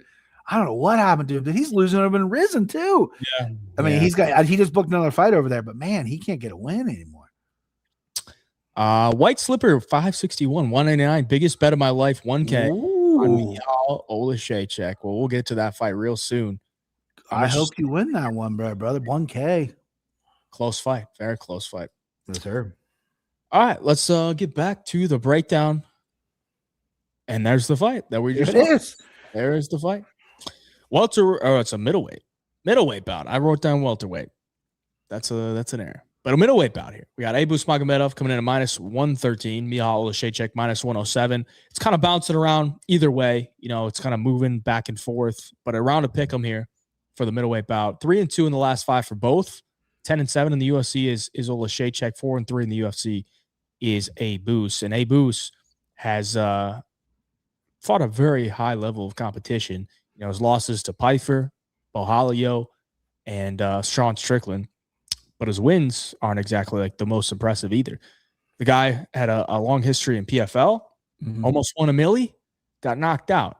He's actually 28-7-1, not 28-1-7. That would be crazy. 7 draws. I think this is a very binary fight because like Oleksiejczuk, every time he fights, it's either he's getting the KO early or he's losing. But the last time against fucking Marc-Andre Barriault, when I bet the under 1.5 in Oleksiejczuk fight, the guy who KOs everybody in round 1 when he wins, and he's a massive favorite, they somehow go to fucking decision, dude. How does that make sense, BP? It's gambling, brother. I've been on that wrong side so many times. Doesn't make sense, but it kind of seems like the same thing here. If Oleksiejczuk doesn't KO him in round 1, I feel like Magomedov can get to the grappling, but Magomedov's fucking gas tank is kind of shit too. And he doesn't really do well with pressure. Look at what fucking Strickland did to him in 2 rounds. Right. I mean, Strickland doesn't finish anybody in 2 rounds, but he put a pace on him and finished him. So I might kind of lean towards tailing my boy White Slipper here and saying Oleksiejczuk can put the pace on him, put a little bit of pressure, but I don't really trust his cardio either. And I don't trust his wrestling either. Right. So there's like so many flaws with both of these fighters that it's tough to trust either guy, but I kind of lean towards Oleksiejczuk. What do you think here, BP? You got a stronger take? No, I agree with you. This is the toughest fight for me to break down. I was all over the map with this one because I'm not overly enthused with Abus Magomedov's cardio, and neither I am with Oleksiejczuk. Oleksiejczuk, though, is with the Fight Nerds now. Now, my question is, the Fight Nerds, I know a couple of them have splintered. How is that affecting him at all? If it has at all, it doesn't matter. But since the Fight Nerds, he looked amazing his last time out. He 140 strikes, went 3 rounds with Marc-Andre Barriault, didn't slow down, didn't gas, showed some good striking. And, he wasn't really fighting a guy with like superior takedowns or anything, so we don't have to worry about that. Abus, longer guy for this against Oleksiejczuk, has long reach, 6'2", uses his reach very well, a decent striker, but I think his bread and butter in this fight would get the fight to the ground and try to submit Oleksiejczuk. He's been submitted 6 times. He's obviously worked on that. His get-up game is pretty good early. His takedown offense is pretty good, I'd say, early against a guy like Abus, who I don't think is going to really hunt for that too much because he does like to strike as well. It's tough. There's a lot of variables to factor here, but these are the fights that I thrive in, bro. I love a pick'em fight. I tried to coin the nickname Pick'em Petrie. Didn't stick, unfortunately. But what are you going to do?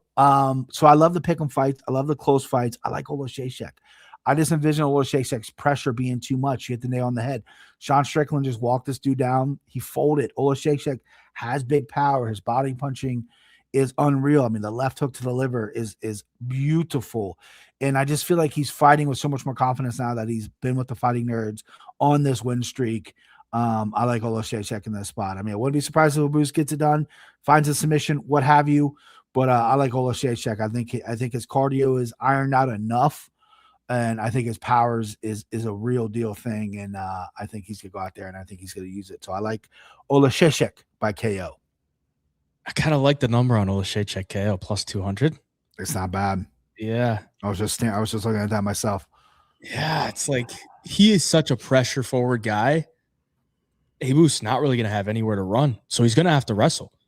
He's going to have to wrestle. And I don't love, for being a long guy who does use his distance pretty well, he gets the cage cut off on him quite a bit. He doesn't circle well. He gets back to the cage quite a bit. He doesn't really know how to use his length with his movement. Oleksiejczuk knows how to stay on the outside of the foot and hunt you down with that tricky southpaw stance. Yeah, so I agree with you. He's gonna have to wrestle if he's gonna, because he's not gonna want to be in the pocket with Oleksiejczuk. So how to do that? Fucking either run literally or wrestle. He's gonna have to wrestle. He's gonna have to try to sub him because I don't think he can wrestle for 3 rounds. I know he did it against Warlley Alves, but Warlley Alves is a bit older. And Fajeda, he subbed in the 3rd, but there wasn't a lot of energy expended in round 1, round 2. He wrestled a little bit, but Fajeda's also a gasser. Yeah. And my worry for Oleksiejczuk though is the dude he's had 6 submission attempts attempted on him. Yeah. He's only defended one. Yeah. It's not good. Like 5 of them. 5 of them. Yo. And the only one that he defended was against none other than the Muay Thai guy, Khalil Roundtree. Yeah. That's not a stat you love hearing, brother. No. So, like, what a hell of a stat for Olashechek. I don't mind like sub for Magomedov, which yeah, I mean, I think you said it on your breakdown. I think you play Magomedov by sub or Olashechek by. I mean, there's gonna be people that are gonna jump in the over unders of the rounds and stuff. Did I do that on this one? I think I did, right? For my, I don't want to give it away. Let me see if I did. I always forget. Yeah, I did. Okay, yeah. Fight ends inside the distance is -325. Yeah.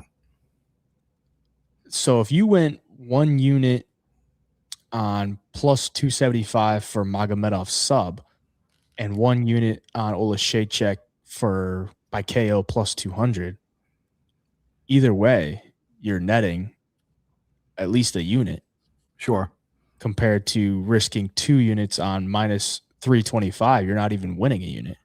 And this is math, boys. Okay, we're doing math here. I kind of like just playing both because you're getting a solid return, and I don't see Magomedov getting a KO on Olashechek. Olashechek's pretty fucking durable.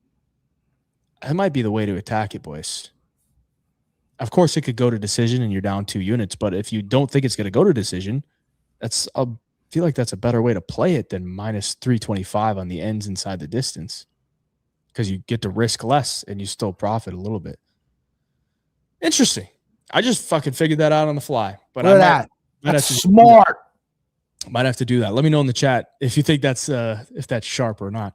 Russ is in the chat. Shout out to Russ. Captain Russ. What's up, babe? Together the whole big giveaway, and I know he's excited about some other prizes that are coming up as well. So hopefully we can we'll announce those on the next show that we do, of course. But we announced the grand prize, which the chat was very excited about. So I'm excited about. Let me ask Russ right now. Russ, I don't know if I know this answer, but will you be on the cruise? That's a good question. Are you going to be on the Bruce cruise, bro? I will be there. Hayden will be there. I will not. I'll be on the booze cruise. I heard it jive in the car. Yep, I'm there. Russ is going to be there. Captain Russ will be in the attendance with Hey Jive. Oh, I mean, now it's an automatic. You have to win, boys. Yeah, we just got to get BP to get over his fear. Yeah, I'll take. What is that? I've been on one big boat for a friend's wedding in Maine, but it wasn't like a Carnival cruise ship. And my wife, someone gave me Dramamine.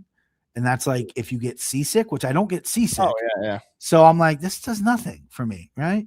I think I needed like a fucking Xanax or something. Yeah, Xanax. Xanax or something like that. Fucking Dramamine. What the fuck is that? Oh shit. Hey, we need to get Hayden at fighting on Cruz versus Helwani. Helwani would never do it. Oh, no. Helwani would never do it. I could never. Maybe, dude, I don't want to fucking deal with a fight though. I don't want to be thinking about fighting on this fucking cruise. Yeah. The pressure of having a fight. You don't even have to think about it, bro. You could just pack a mouthpiece, right? That's what Dan Hardy said when he was coming up in the through the ranks. He would go to these local fights, and they would literally always have a fight fallout, and he could jump in and do the fight. And he said the only thing they can't do for you is have your mouthpiece. So Dan Hardy used to carry a mouthpiece, a gum shield, he'd call it, with him everywhere he went, because he's like, they'll give me gloves, they'll give me shorts, they can't give me a fucking fitted mouthpiece. So it's funny you say that, because that's the only thing I brought when I was going to spar Cody Steele. Get a mouthpiece. Do you have a custom one? You got like a real deal one? Yeah, when I spar back in the day, like I got a solid mouthpiece, so I was wasn't gonna fit, like something went wrong with my teeth, but I'll tell a funny story real quick. So when I was training years ago, I used to be the guy that I'm such a bougie little bitch. Everything in my life, I have to get the best of, right? Like I research for days, got to get the best TV. I got to get the most tricked out computer. And the same thing happened with my training stuff. I went in with some like cheap gear and was like, okay, I want to get these cool gloves and blah, blah, all this shit. Right. So back then, this wasn't before the Reebok deal. So there was a ton of MMA companies that made shorts, that made gear, and everything. It was a plethora. But the last thing I did, and the thing I always held off on, was a mouthpiece to get a custom one. So I would just use a boil and bite one. Those are junk or whatever. And I went in there, and this guy he was a boxing instructor, and he brought his team of people, these boxers in there to give us some work. And him and I were the same size. So him and I did a couple rounds of sparring, and it got pretty intense. We were picking up the speed a little bit. I always match people with what they do. Anyway, he hit me so hard, it was a gold mouthpiece shot out of my mouth, right? And I had to cut it. You have to cut the ends to fit your teeth. He hit me so hard, it shot out of my mouth, hit me in the nose, and cut my fucking nose. Cut it open. So I got $300 gloves. I got $100 shin guards. I got like $60 fucking shorts, and I got a $2 mouthpiece like a fucking idiot. So yeah. If you're a fighter out there training, whatever, go get your fucking a professional mouth guard, or you get your nose cut like old BP. Yeah, MMA Guru's sorry for the chat. He's the only guy that's my size. Yeah, I mean he's the only guy my size. I saw he's got a little bit of at least mitt skills. He's huge though. I didn't realize how big the guy was in the space. Like he's got his views he gets, and his subscribers are fucking enormous. So he'd have to probably get paid a lot of money to do that. And he doesn't know who I am. So yeah. I don't think he wants it. I don't think too much risk. Yeah, hurt his brand. Yeah. All right, moving on. We got a middleweight bout. Ikram Aliskerov comes in at -280, taking on Bruno Ferreira. Sits at +240. Bruno, the man with more UFC experience here.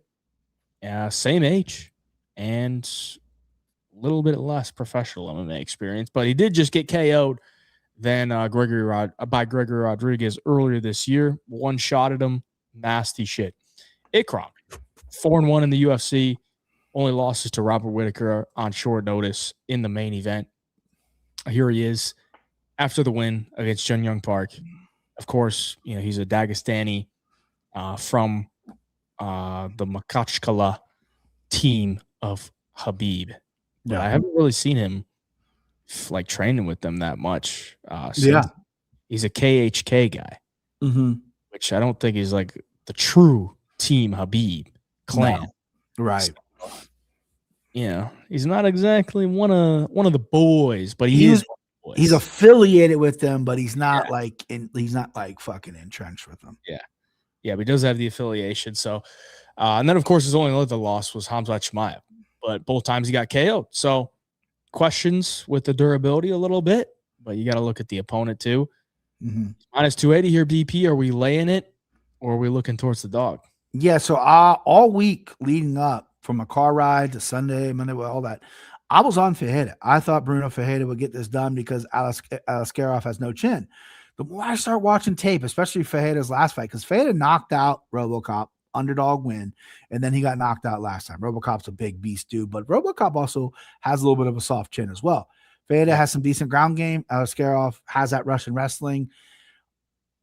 I flip back to the Russian simply because I do think his striking is better. I think he manages distance a little bit better. I think Ferreira, being a little bit undersized for this division, will be winging punches unless Aliskerov just walks into something. Obviously, he'll get knocked out. Ferreira has big power. Aliskerov doesn't have a good chin. I think he'll mind his P's and Q's. I think he'll stick and move. I think he'll pace Ferreira up. Ferreira might take a lousy shot to get this fight to the ground. I think Aliskerov is going to have the better wrestling. -280 initially was scary to me. I think I'm willing to play that in a parlay if I'm building parlays. I think I'm okay with a -280, but for the purpose of this show, I'm going to pick Aliskerov. I'm going to pick him by knockout as well. I think both these guys can get put out. They both have 2 knockouts on the record, losses that is, and I think they both can get found. Their chin can be found. I think Aliskerov, I think his biggest problem besides his chin is his defense. I think his defense stinks. The Robert Whittaker fight when he got knocked out by Whittaker was just plain awful, and he was supposed to be the next guy up. People don't realize that he was Khabib's Next dude, Eagle MMA guy, and then Chimaev destroyed him. And then the UFC's like, well, who the fuck's this guy? Right? So I think the UFC got it right with Chimaev, but give me Alaskarov, give him minus 280, give him by knockout, which I just had to pull it up now. I don't have it.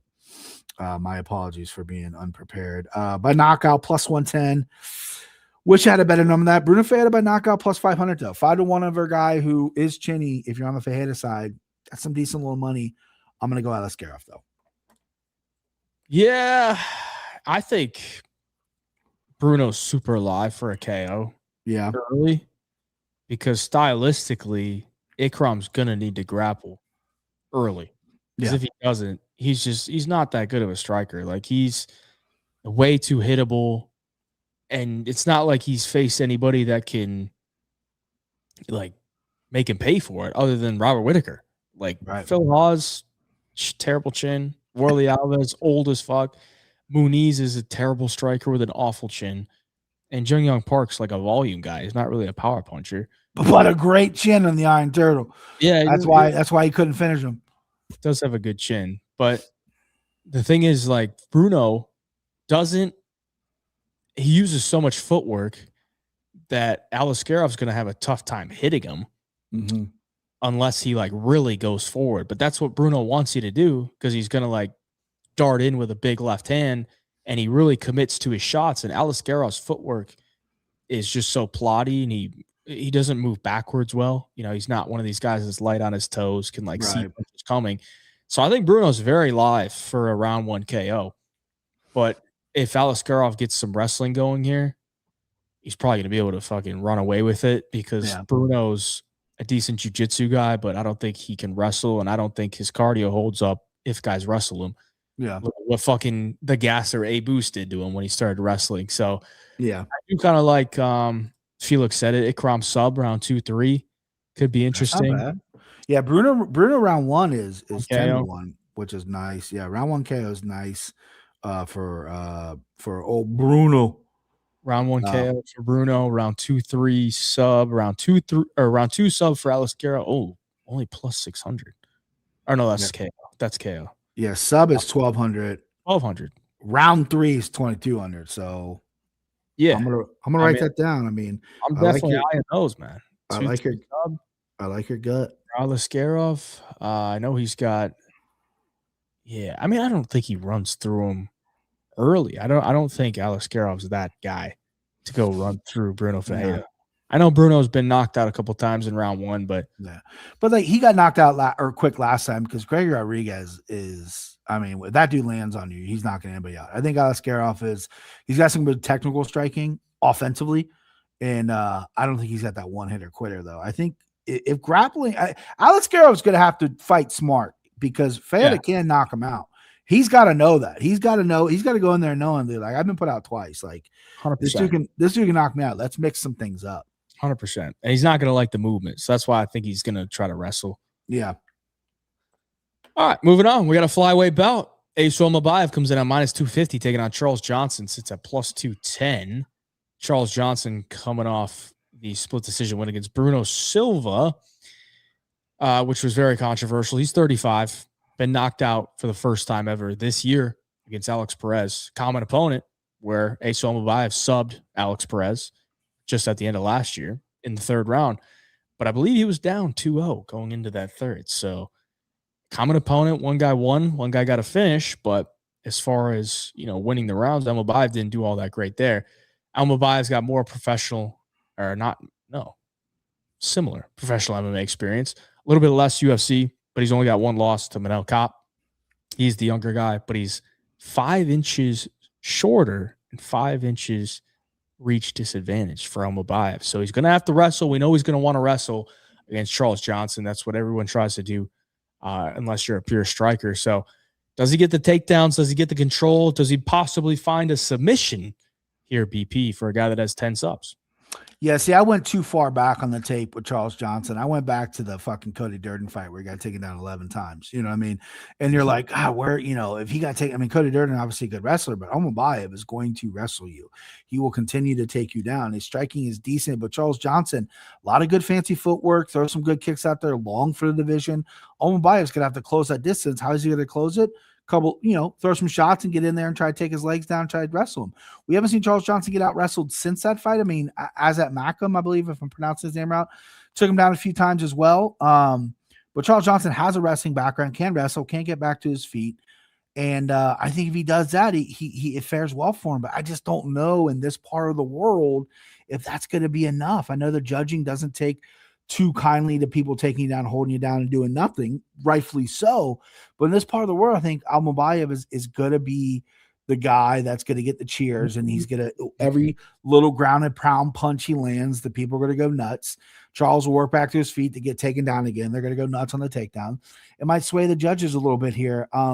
I wanted to take Charles Johnson at plus 210 so bad because he fights for your money. He beats people that you don't expect him to beat him, and he's got a knockout win over Joshua Van. He can do that. He's got that in his bag, but he's also got 7 decision losses, right? He loses sometimes when it comes to the cards on close fights. And I wanted to pull the trigger on the dog here, but I'm gonna be a little bit of a chalky bitch. And I'm going to go Almobayev, excuse me, at minus 250. I think he'll win a decision. I think he'll just grapple fuck Charles Johnson to death. I think Charles might have a good round 3, or he'll have a good round in there. I can even maybe see a split decision happening if he fights the way he fights. I just don't see Charles Johnson putting Almobayev out. And I think if it goes to the cards, I think Almobayev wins. I think there's a little cheeky way to play this. Cheeky, huh? Please tell me. I think you go Charles Johnson finish only. Okay. Plus 170. Because I don't really see Almobayev subbing him. No, I don't see that either. And I also know that I don't think Almobayev can grapple him for 3 straight rounds. And okay. Charles has shown he's going to be there in round 3 if you're going to try to grapple him. So, if somebody's getting a finisher, I think it's more likely Charles than Asu. And plus 170 on finish only is very interesting to me. But you're probably going to get it, returned to your bank or to your account because sure, yeah. I just plus 210 on Charles here seems wide, dude. I know Almobayev's a good wrestler, good grappler, but I think the size of Charles is a big factor here. It's a big flyweight. Almobayev's pretty small. And I know Almobayev has faced bigger guys before, like a Jose Johnson, but Jose Johnson to me is just not a good fighter. Jose loves playing off his back because he's got so many triangle wins. So he'll take the back happily. He's got no takedown defense, and I think Charles at least has faced grapplers before and shown that he can, get back up. And right. I don't love the matchup because who are the grapplers that he's beaten? I guess not really any. He hasn't really beaten any, but he's got some great names on his record, but none of them are grapplers. Yeah. At the same time, it's okay, he lost to Durden and Estevam, who are grapplers that look to take him down, but there were competitive fights. And Estevam, I thought he should have won. No, he definitely lost the first 2. Yeah, but round 3 could have been a 10-8. It could have been a draw. Those were 3 years ago. So I feel like his wrestling's only going to get better. And Charles Johnson he's outstriking everybody. I know he knocked out Van and Kavanaugh, but if he had some real deal power, sit down power, he outstrikes everyone. He'd be fucking problem. Yeah. I kind of lean towards Johnson if you're going to play a money line. Plus 220. It makes no sense at all. Yeah. The number jumps out at me, but I get in trouble. I fall in love with these guys like Charles Johnson. He's beaten Leonard Kavanaugh. He's beat fucking Joshua Van. He's the champ. And then you're plus 210 for a guy like that. And then you get all excited. And then Almobayev, who, let's be honest, isn't the most exciting fighter in the world, just goes out there and fucking starches him. You're fuck that. Takes the wings out of my sails, brother. These are the spots where you would want to play Charles. Plus 200 underdog. Those are the spots you can feel good about it because he's going to compete in a lot of these fights. But when he's minus 200, no thank you. No thank you. Right. All right. We got a lightweight bout. Nazim Sadikov comes in at minus 220, taking on Matheus Camilo. Sits at plus 185. Camilo, 1-1 in the UFC, coming off his first UFC win against Vyacheslav Borshev. Nazim coming off his first loss to Fares Ziam last year, where he got TKO'd at the end of round 2, which is something I didn't think I was going to be saying. But he's got 2 losses now, both by finish. Matheus Camilo coming off his decision win, which was a good thing to see because he gassed out in his debut and got subbed. This is an interesting fight. I mean, 7 years younger for Camilo. He's a plus 185 dog here, but Nazim's the guy that's, been in the wars. He's from Azerbaijan. He had one of the best fights of the year last year with Nicholas Mota in Azerbaijan, Baku. So coming back here, he almost got KO'd in round 1, but he dogged through it and got it done. I could see a similar thing happening here, but at the same time, I don't know. I kind of think minus 220 is right on the edge of it's getting a little bit wide at this point. What do you think? Yeah, I love Nas. Nas has been my guy for a while. Longo guy, but I don't think he's Longo's guys, when they all go out to Vegas, they're still considered Longo guys just because Longo is the fucking man. And I remember talking to Matt Frivola about Nas forever ago and just says this dude's a tank. He's a beast. He's gonna be crazy. Shocked he got knocked out his last time out by Ziam. He got flatlined. Ziam's a great fighter, don't get me wrong, but I just thought Nas was bulletproof for a little bit there. Wide body dude this division. And I like Nas here. Minus 220. Yeah, it's a little high. Camilo looked pretty good against Slavoklos. Got outstruck, laying at 5 takedowns. Gas's debut, clean that up. But I think Nas is grappling is a little underrated. I think his takedown defense is pretty good. I think he's gonna, if he does get taken down, I think he'll get up. I think it's way better than Slavoklos's, which we all know is not the best. And I think he's gonna make Camilo stand up with him. And I think Nas, hopefully he shakes off, because sometimes when you get knocked out, your confidence goes down the drain. He's fighting at home, a little bit of pressure. He put on a performance against Mota last time. Now you're coming off a knockout loss. You've taken time off. You rested your brain. You should be confident. So I like Nas here. 3PC guy, one of the day one guys. I like Nas Sadikov here at minus 220. This is someone I was going to play big, but I said, Brian, you're biased. You're letting your heart get into it. Don't fall for the fucking trap. You always lose money when you get too invested in guys. So I'm going to back off, even though I do like Nas. And let's just say Nas by finish. Hopefully he gets a finish in his home country. If not, just let's have another banger of a fight. But I like Nas in this spot. There's one thing you can say about Nas is when he loses, the last time he lost, he went on a 12-fight unbeaten streak. So he's coming off a loss here. He might rattle off another 12 more. But, yeah, I kind of think a cheeky way to play this. Just take another one. A little cheeky. Fight to end by sub. What do you think about that? Because I kind of think Camilo's going to try to wrestle. Yeah, I do too.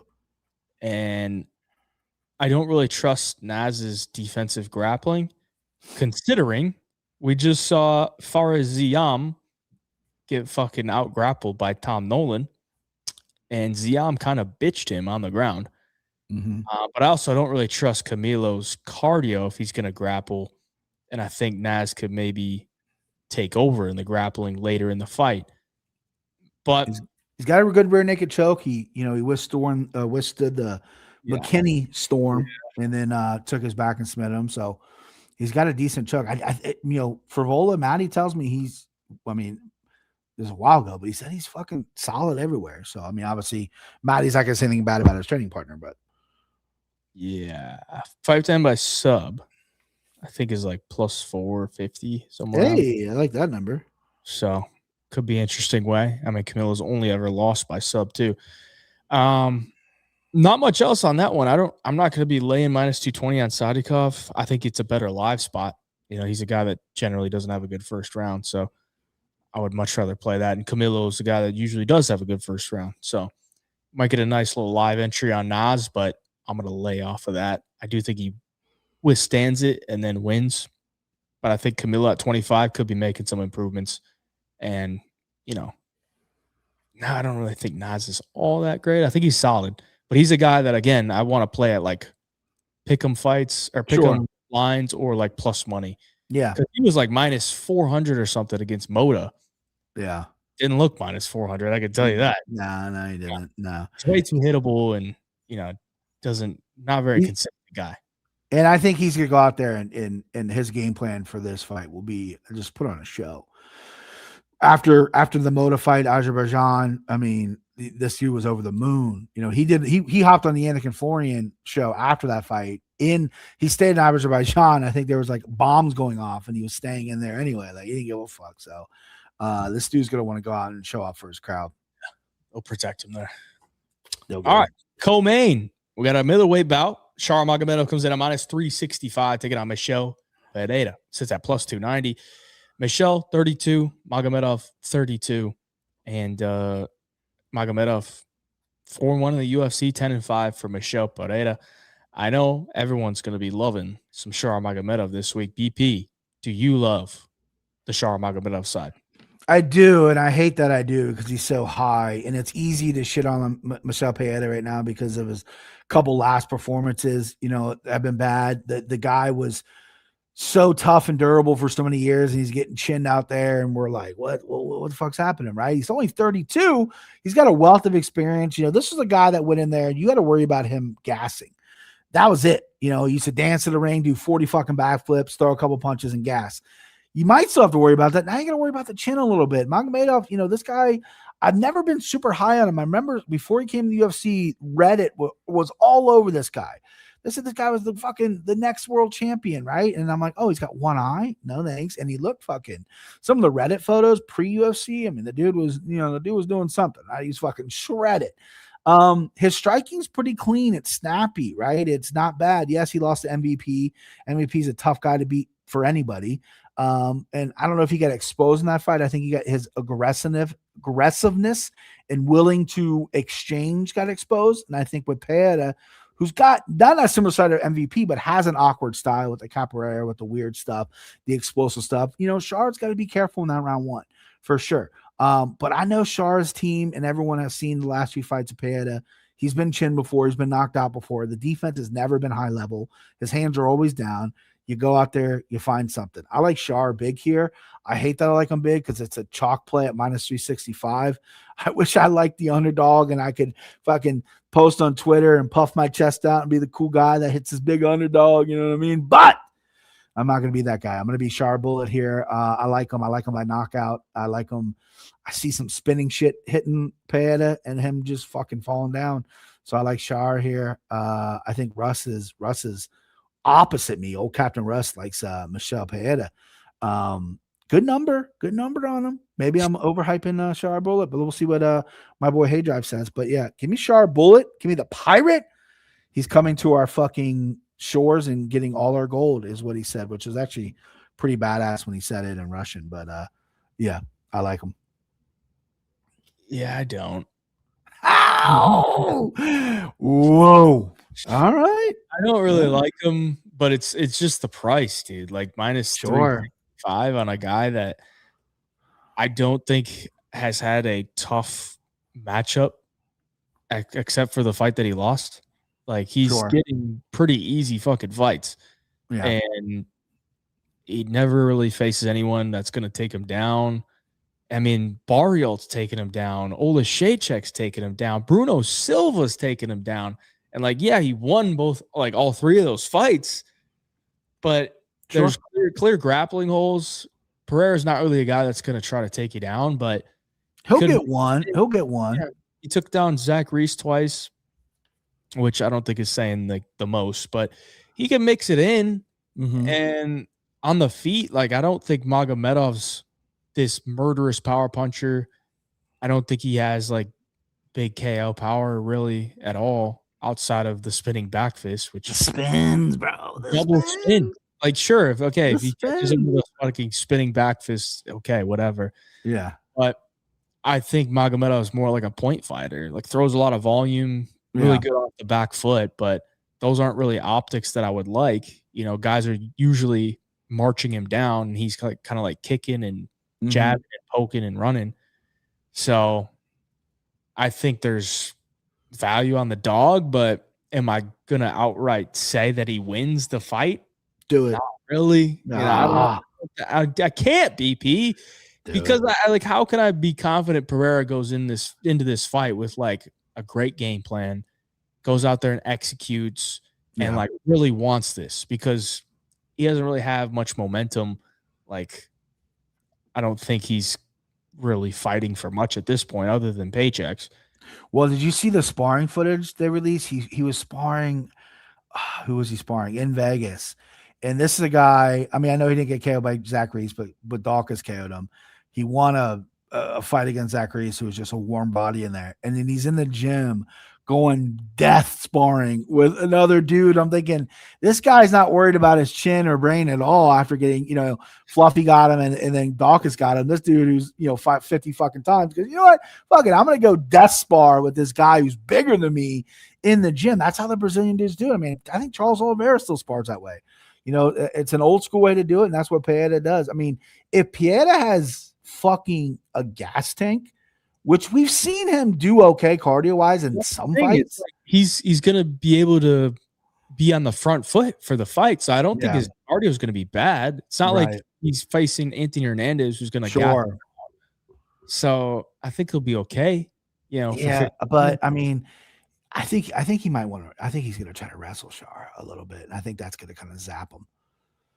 Yeah. Interesting fight. I think Pieta, this would be a closer fight, a more exciting fight if he wasn't going on the run. I don't really count that Zach Reese as a win. It was so sloppy and an ugly win for him. Yes, it's a win, but before, all I can think about is Dawkins flatlining him and Fluffy destroying him, right? But they're not they're not bad wins. I mean, I know Dawkins just didn't look so great, but losing to Fluffy the way he did, that's fine. I mean, Fluffy does that to a lot of people. Okay. Russ is calling Pieta by sub. Golly. All right, man. But could be. I'm writing Russ sub down, and I'm going to send him a text when it doesn't hit. Club and sub. Yeah, a little club and sub. Lightweight bout in the main event. After this, we're going to rip a couple packs, and then we'll get to the segments, the empty, the clip, the 3-punch parlay, and the sicko parlays. But first, we got Rafael Fiziev coming in as basically a pick'em here against Manuel Torres. Torres, 5'10", 31 years of age, a guy that has all but one wins by finish, and all of them come in round one. Am I saying that correctly? Every single one of his wins by finish come in round one. Yes, I am. 16 wins by finish, all in round one. And all 3 of his losses come by round one. This guy's not fighting for more than 5 minutes ever. Never the one time he went to decision and he won a split.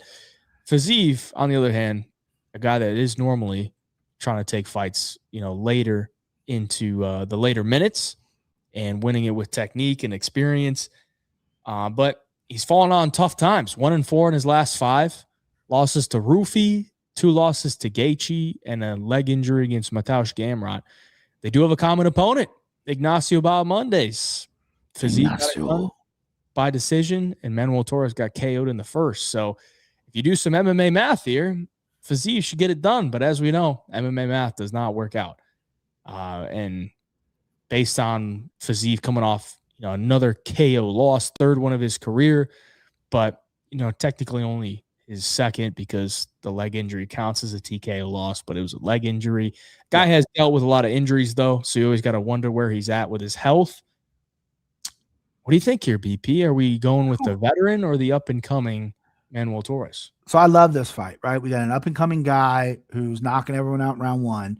And then you got Fiziev, who's been around for a while, super technical guy, striking's phenomenal, has went to decision twice with the current champion. One fight, the first fight, people thought maybe he won, which is crazy. Yeah. Second fight, he got dropped and obviously lost, but he lost by decision. This is a guy that is a striking coach in Thailand. People love this guy. People want to work with him, right? And he's still out there fighting. He's not the oldest guy in the world. He's got a wealth of experience, and he's confident in his game. And he also can wrestle a little bit. Torres is a round one merchant. Like, he goes out there, kill or be killed round one. That bit him in the ass against Ignacio Bahamondes, who, again, I love saying his name, Ignacio Bahamondes, sexiest name in MMA by far. So I had a lot of fun playing with this, thinking about this fight and seeing what I won here, because Rufi got him, but Rufi's a stud. And it's like Fiziev, you look at his last record, right? He's 1-4 in his last 5. 2 to Gaethje, 1 he hurt his leg, and then he got slapped by Rufi. Rufi, again, a stud. It's going to sleep a lot of people. But he's so technically good with the striking, right? He's phenomenal. Torres obviously can land a bomb in round 1 and put his lights out. He can do that to anybody, right? I don't see that happening. Like, the more I chewed on this fight, I'm sitting poolside, sitting on the beach, watching the waves come in. My daughter's running out to me. I got sand in my eye. And I'm just like, yeah. As I'm wiping the sand out, I go, I should have told Hayden Fiziev was my guy, right? I should have said, this is my empty the clip, because I'm all in now, boys. I'm all in on this, right? Watching tape, Torres is a power puncher, headhunter, bruiser, but he's been put out before. Raphael, people don't like saying, because he's not Brazilian, so you can't say that. Rep in Azerbaijan, even though I don't think he's from there. I believe he's born in Kyrgyzstan. Doesn't matter. I think he gets it done with pure technique and avoiding the big shots, landing and being very slick and careful in there, and eventually taking Manuel Torres out. 5 rounds, Manuel Torres. I've doubted Prates going 5 rounds before because he's a smoker, and he proved me wrong and almost finishing Ian Gary in the 5th round. So I'm not going to say a guy like Torres can't go 5 rounds because we haven't seen it. But I think if it goes 5 rounds, I like Rafael Fiziev here. I like Fiziev at -109 is beautiful. It's gorgeous. And if we're playing by history, let's go, Fiziev round 1 KO. Why not? Torres has never been out in the first round. Win, lose, or draw, at least in the UFC. And let's play it that way. Fiziev, baby. Fiziev, baby. I used to say Fiziev. It's Fiziev, right? We're getting that right there? I think. Either way, give me him, bub. Give me the long curly hair. I love it. Love what he's doing. Love the technique. And I'm all in, babe. Okay. BP is going with the veteran. And I'm looking at it. I'm saying, how can you not go with the veteran, right? Okay. All right. We're on the same page. I like that. It's tough for me to picture like Manuel Torres doing well after round 1. But we haven't really seen it outside of the one fight that he went to decision. So it's like, can we say that he's just going to fall apart after round 1? I'm not sure. Right. And then I'm watching tape on these guys, and I'm, what does Manuel Torres do? Well, I don't think he's like the fastest guy, but he commits to his shots. Mm-hmm.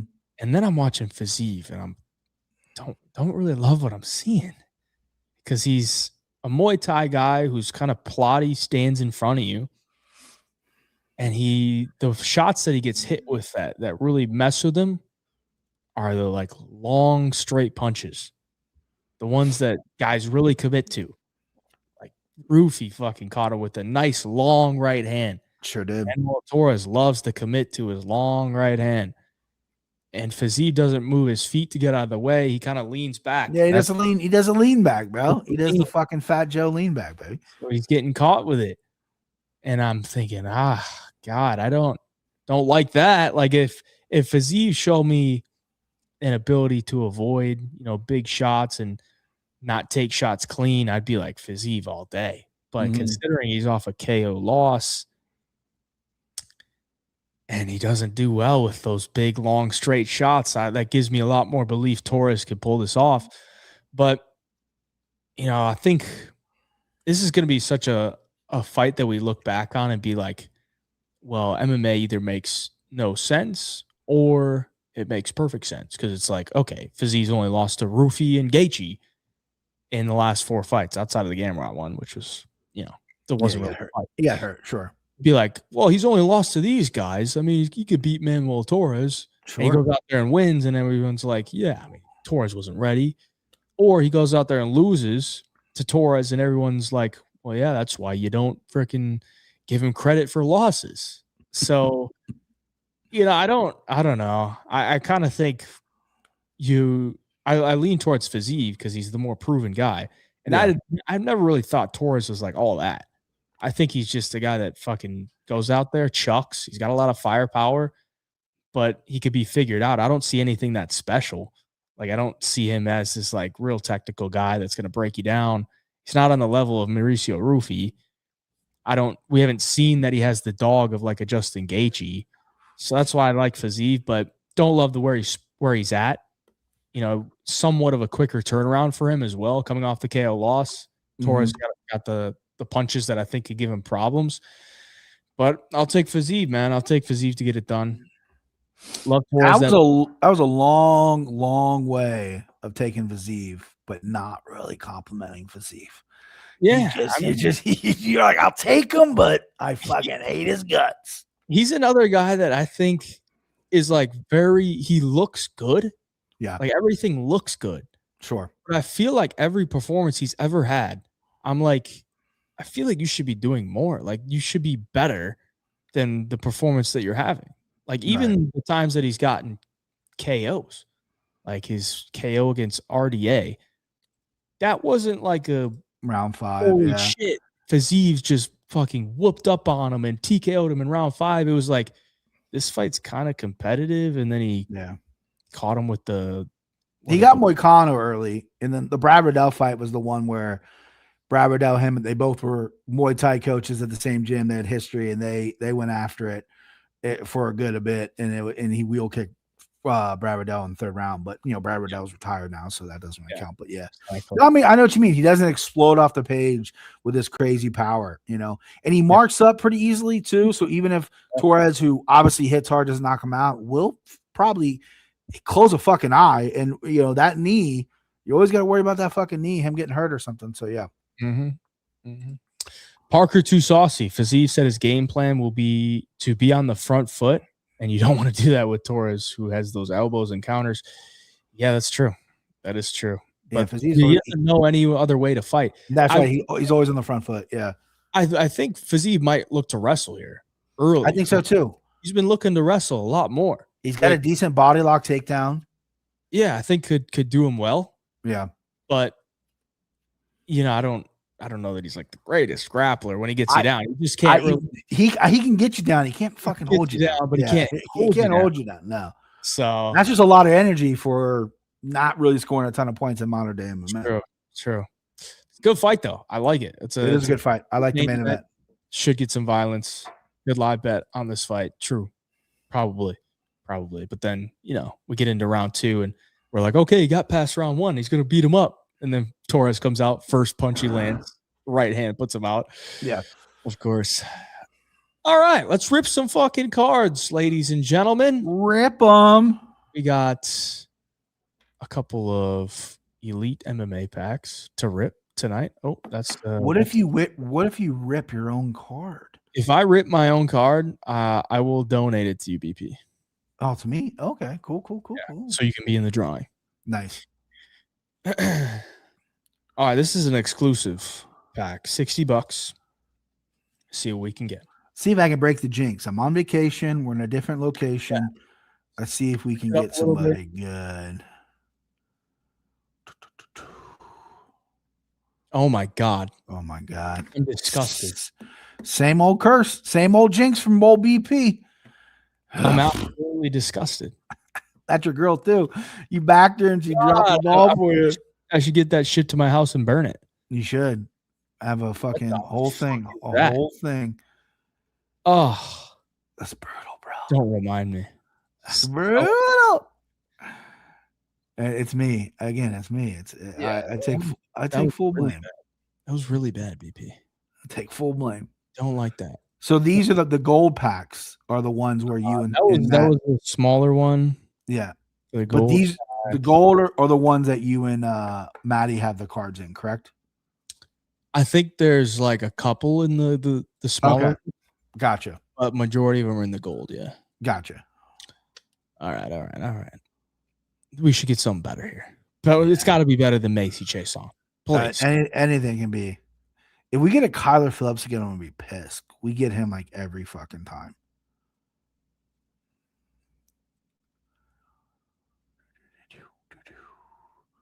Colby. Okay. He's temporarily retired, so that might be worth a little more. Recently retired, We'll see how he goes down in history, but that's probably a fucking sell back. Yeah, we sell that back. Oh, thank you. I think he retires. He found out he wasn't invited to the White House, so he wanted to save face. He's like, oh, they didn't invite me. Oh, they didn't invite me because I retired. No, dude. Oh, did What's I that? accidentally pull that? Shavkat Rakhmonov. What the fuck? You don't even remember getting that? No. Did someone send it to you? Can they send it when you ripping so many cards, bro? I mean, that's got to be a good card, right? I'd imagine. Talking about a guy who might not fight again. This he's been hurt for like 4 years. What's going on with him? I don't know what the fuck. Well, I don't know where that came from. Interesting. Very interesting. Interesting. Maybe, oh shit. You know what? What? So I went in and like loaded up my packs before the stream. And I bought 2 of these and 1 of these. Yeah. I think it might have opened. It opened one before you opened it? Yeah, might have opened before it opened. Look at that. Before I even get on, you get a Shavkat. We get on, we get Macy Shazan. I mean, that's. But I don't know the value of it. I don't know what. Oh, wait, that's weird. Yeah, it doesn't say that. It doesn't say the number, does it? No. But I know the Kaboom cards are usually pretty good. Right? Interesting. Jeez. I mean, what the fuck? That would have been a nice pull for the live stream. Kaboom is a case hit. There's usually a big hit. Yeah, that's a big hit. Trinidad says that. What the hell, bro? What the shit, man? Okay. Well, all right. Well, congrats, Hayden, for pulling that. Thank you. Wish we could have done it live and absolved me of my jinx, but all right. Yeah, like that Kabooms, that John Jones Kabooms. I mean, I feel like that Shavkat had to be worth something. Here the cards. Ooh, they look good, brother. I told BP. Did I say this on stream? What's that? Oh yeah. Go ahead, say it again. If you have a BigJive card, if you pull a BigJive card and you don't win the giveaway, which is this right here. So if you pull one of these BigJive or Matty Betts cards, oh god, I just fucked that up. If you pull one of these, you are entered into the giveaway. There's only 20 of them. And if you get pulled, you win 2 tickets to UFC 329, 2 nights at the Bellagio, and an exclusive private dinner with the Homofight team, which I believe is going to be on Friday. Gorgeous. Which you can do at homofightcards.com. But if you pull one of my cards and you don't win the drawing, I will buy it from you. Okay? Just DM me. You can get it shipped to your house. I'll buy it from you, or you can. I don't know if I want to give you my address to have it shipped to my house. That would be a little bit weird. I don't know. I don't want you guys to know where I live, just in case. But, you guys can know where I live. I don't give a shit. We'll get something figured out. But either way, if you don't want to sell it to me, you could sell it back to the collectibles for $200. It's a dope. You and Maddie both look dope in your cards. I'll give them that. The cards look fucking sick. I need one of those on my wall. 100%, dude. Dude, I'm really pissed that I didn't get to fucking pull that Kaboom on stream. Damn. The fuck? Damn. And I don't even know how much it's worth.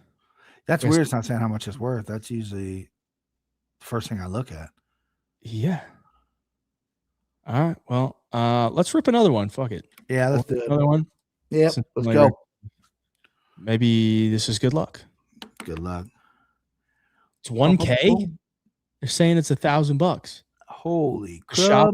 Boom! And I didn't even get to react to it. I just found it in my wallet. I'm your UFC car guy, 3PC. Yeah, he knows. Give me another one. Give me the John Jones Kaboom. Alexis Pereira. Okay. Alexis Pereira, that's my guy. It's not value now. Yeah, value-wise not great, but it is a cool card. It is a cool card. Into your top scrum. I tell you what, I love Pereira. I really don't like this wine fest he's got going on right now. Yeah, it's not great. It's not a good look. I mean, I get it. You're upset you lost, whatever, but like you also didn't look good in the fight. It's not like you were winning. Do you look like you were stuck in mud? All right, I digress, but yeah, I do like. Doing another one, VP. I'm ripping another one. I'm rage ripping right now. Rage ripping. Rage ripping.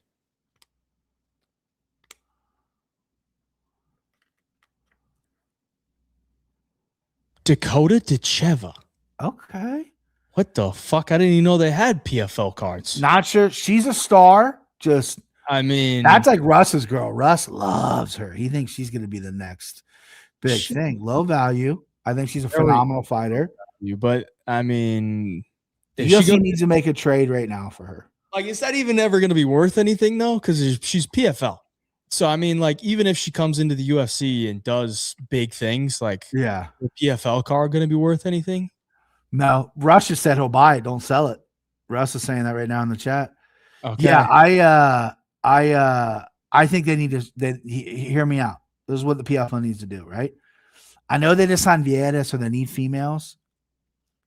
The UFC, they made a trade back in the day. Demetrius Johnson been asking. Trade Cyril Gahn for Dakota. Fixed it. Oh, yeah, I'm down. I'm down. Fixed it. Fixed it. I'm down for that. I'm buying another one. Fuck it. Sorry. BP. Got excited. I'm so sorry. This fucking mic, man. All right. Last one, I promise, and then we'll get to the segments. But I really want to pull something good. You did. We just didn't get to do it on stream. Yeah. Dude, why is it the good card I pull? I don't even get to like see it. Johnny Parsons. What the fuck is this, bro? Is this guy even in the UFC anymore? Nah. Old waterfall.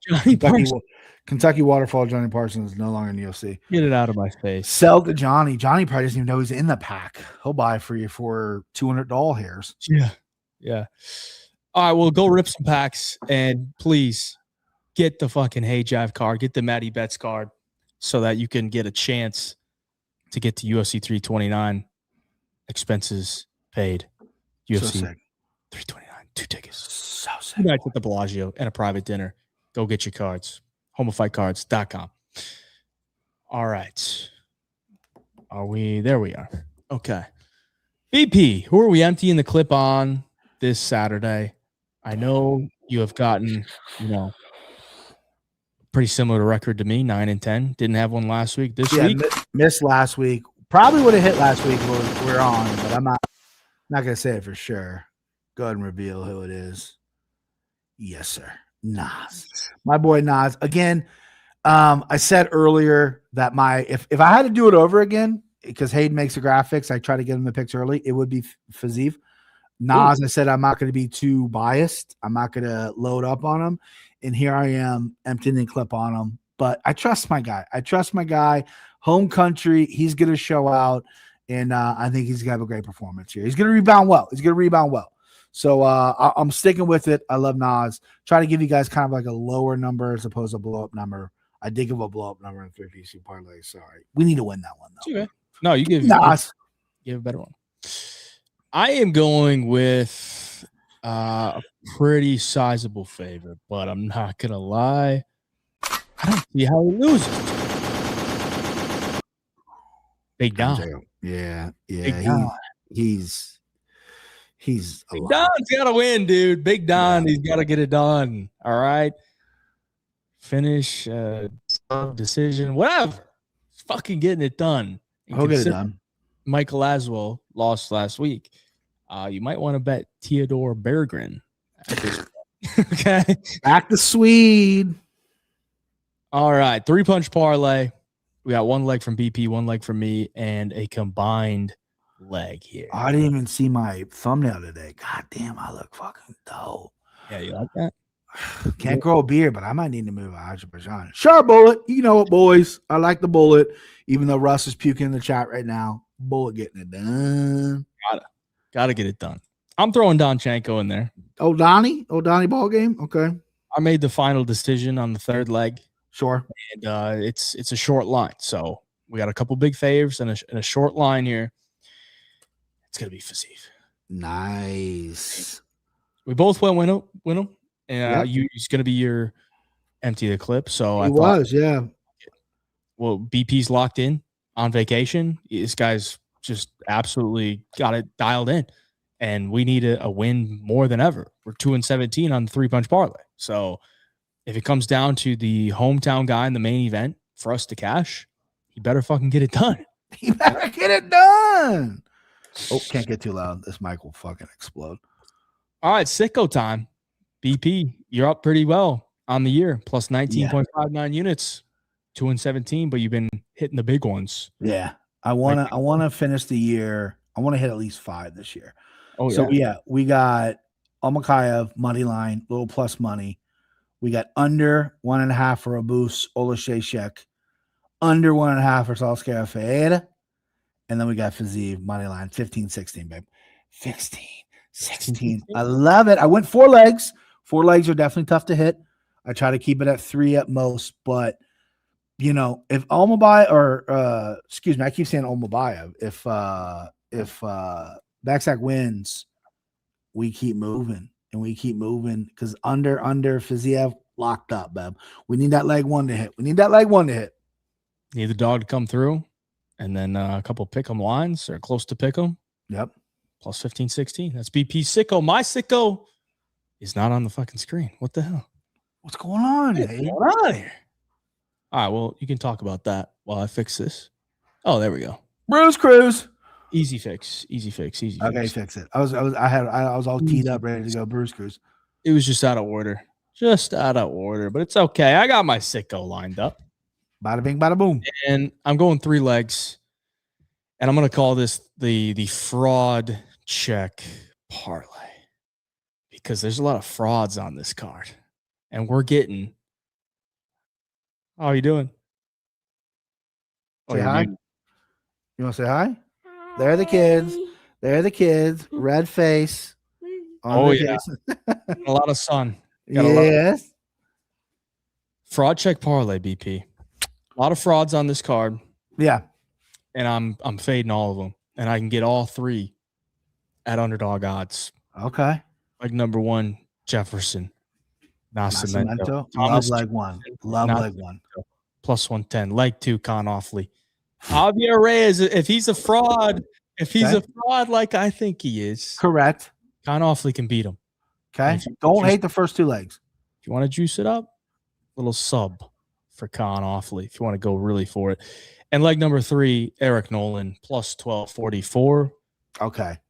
I wanted to hate that, right? I disagree with you in the Offley and the Nolan pick, but I did respect you picking Nolan because I think I agree with you. Offley, we're not going to get there, but I love that. 1244. I'll play it. I'll play it because you're my guy, and hopefully win some money. Yeah, Offley's the one that scares me the most because I think Reyes is just I think he's a fraud, but he just keeps getting away with it. So maybe he gets away with it again, but I don't think the 2 Azerbaijan guys that I think are gas bags and not that good are getting away with it. I think they're losing. So I think it comes down to Offley, but 1244 on that. Donation.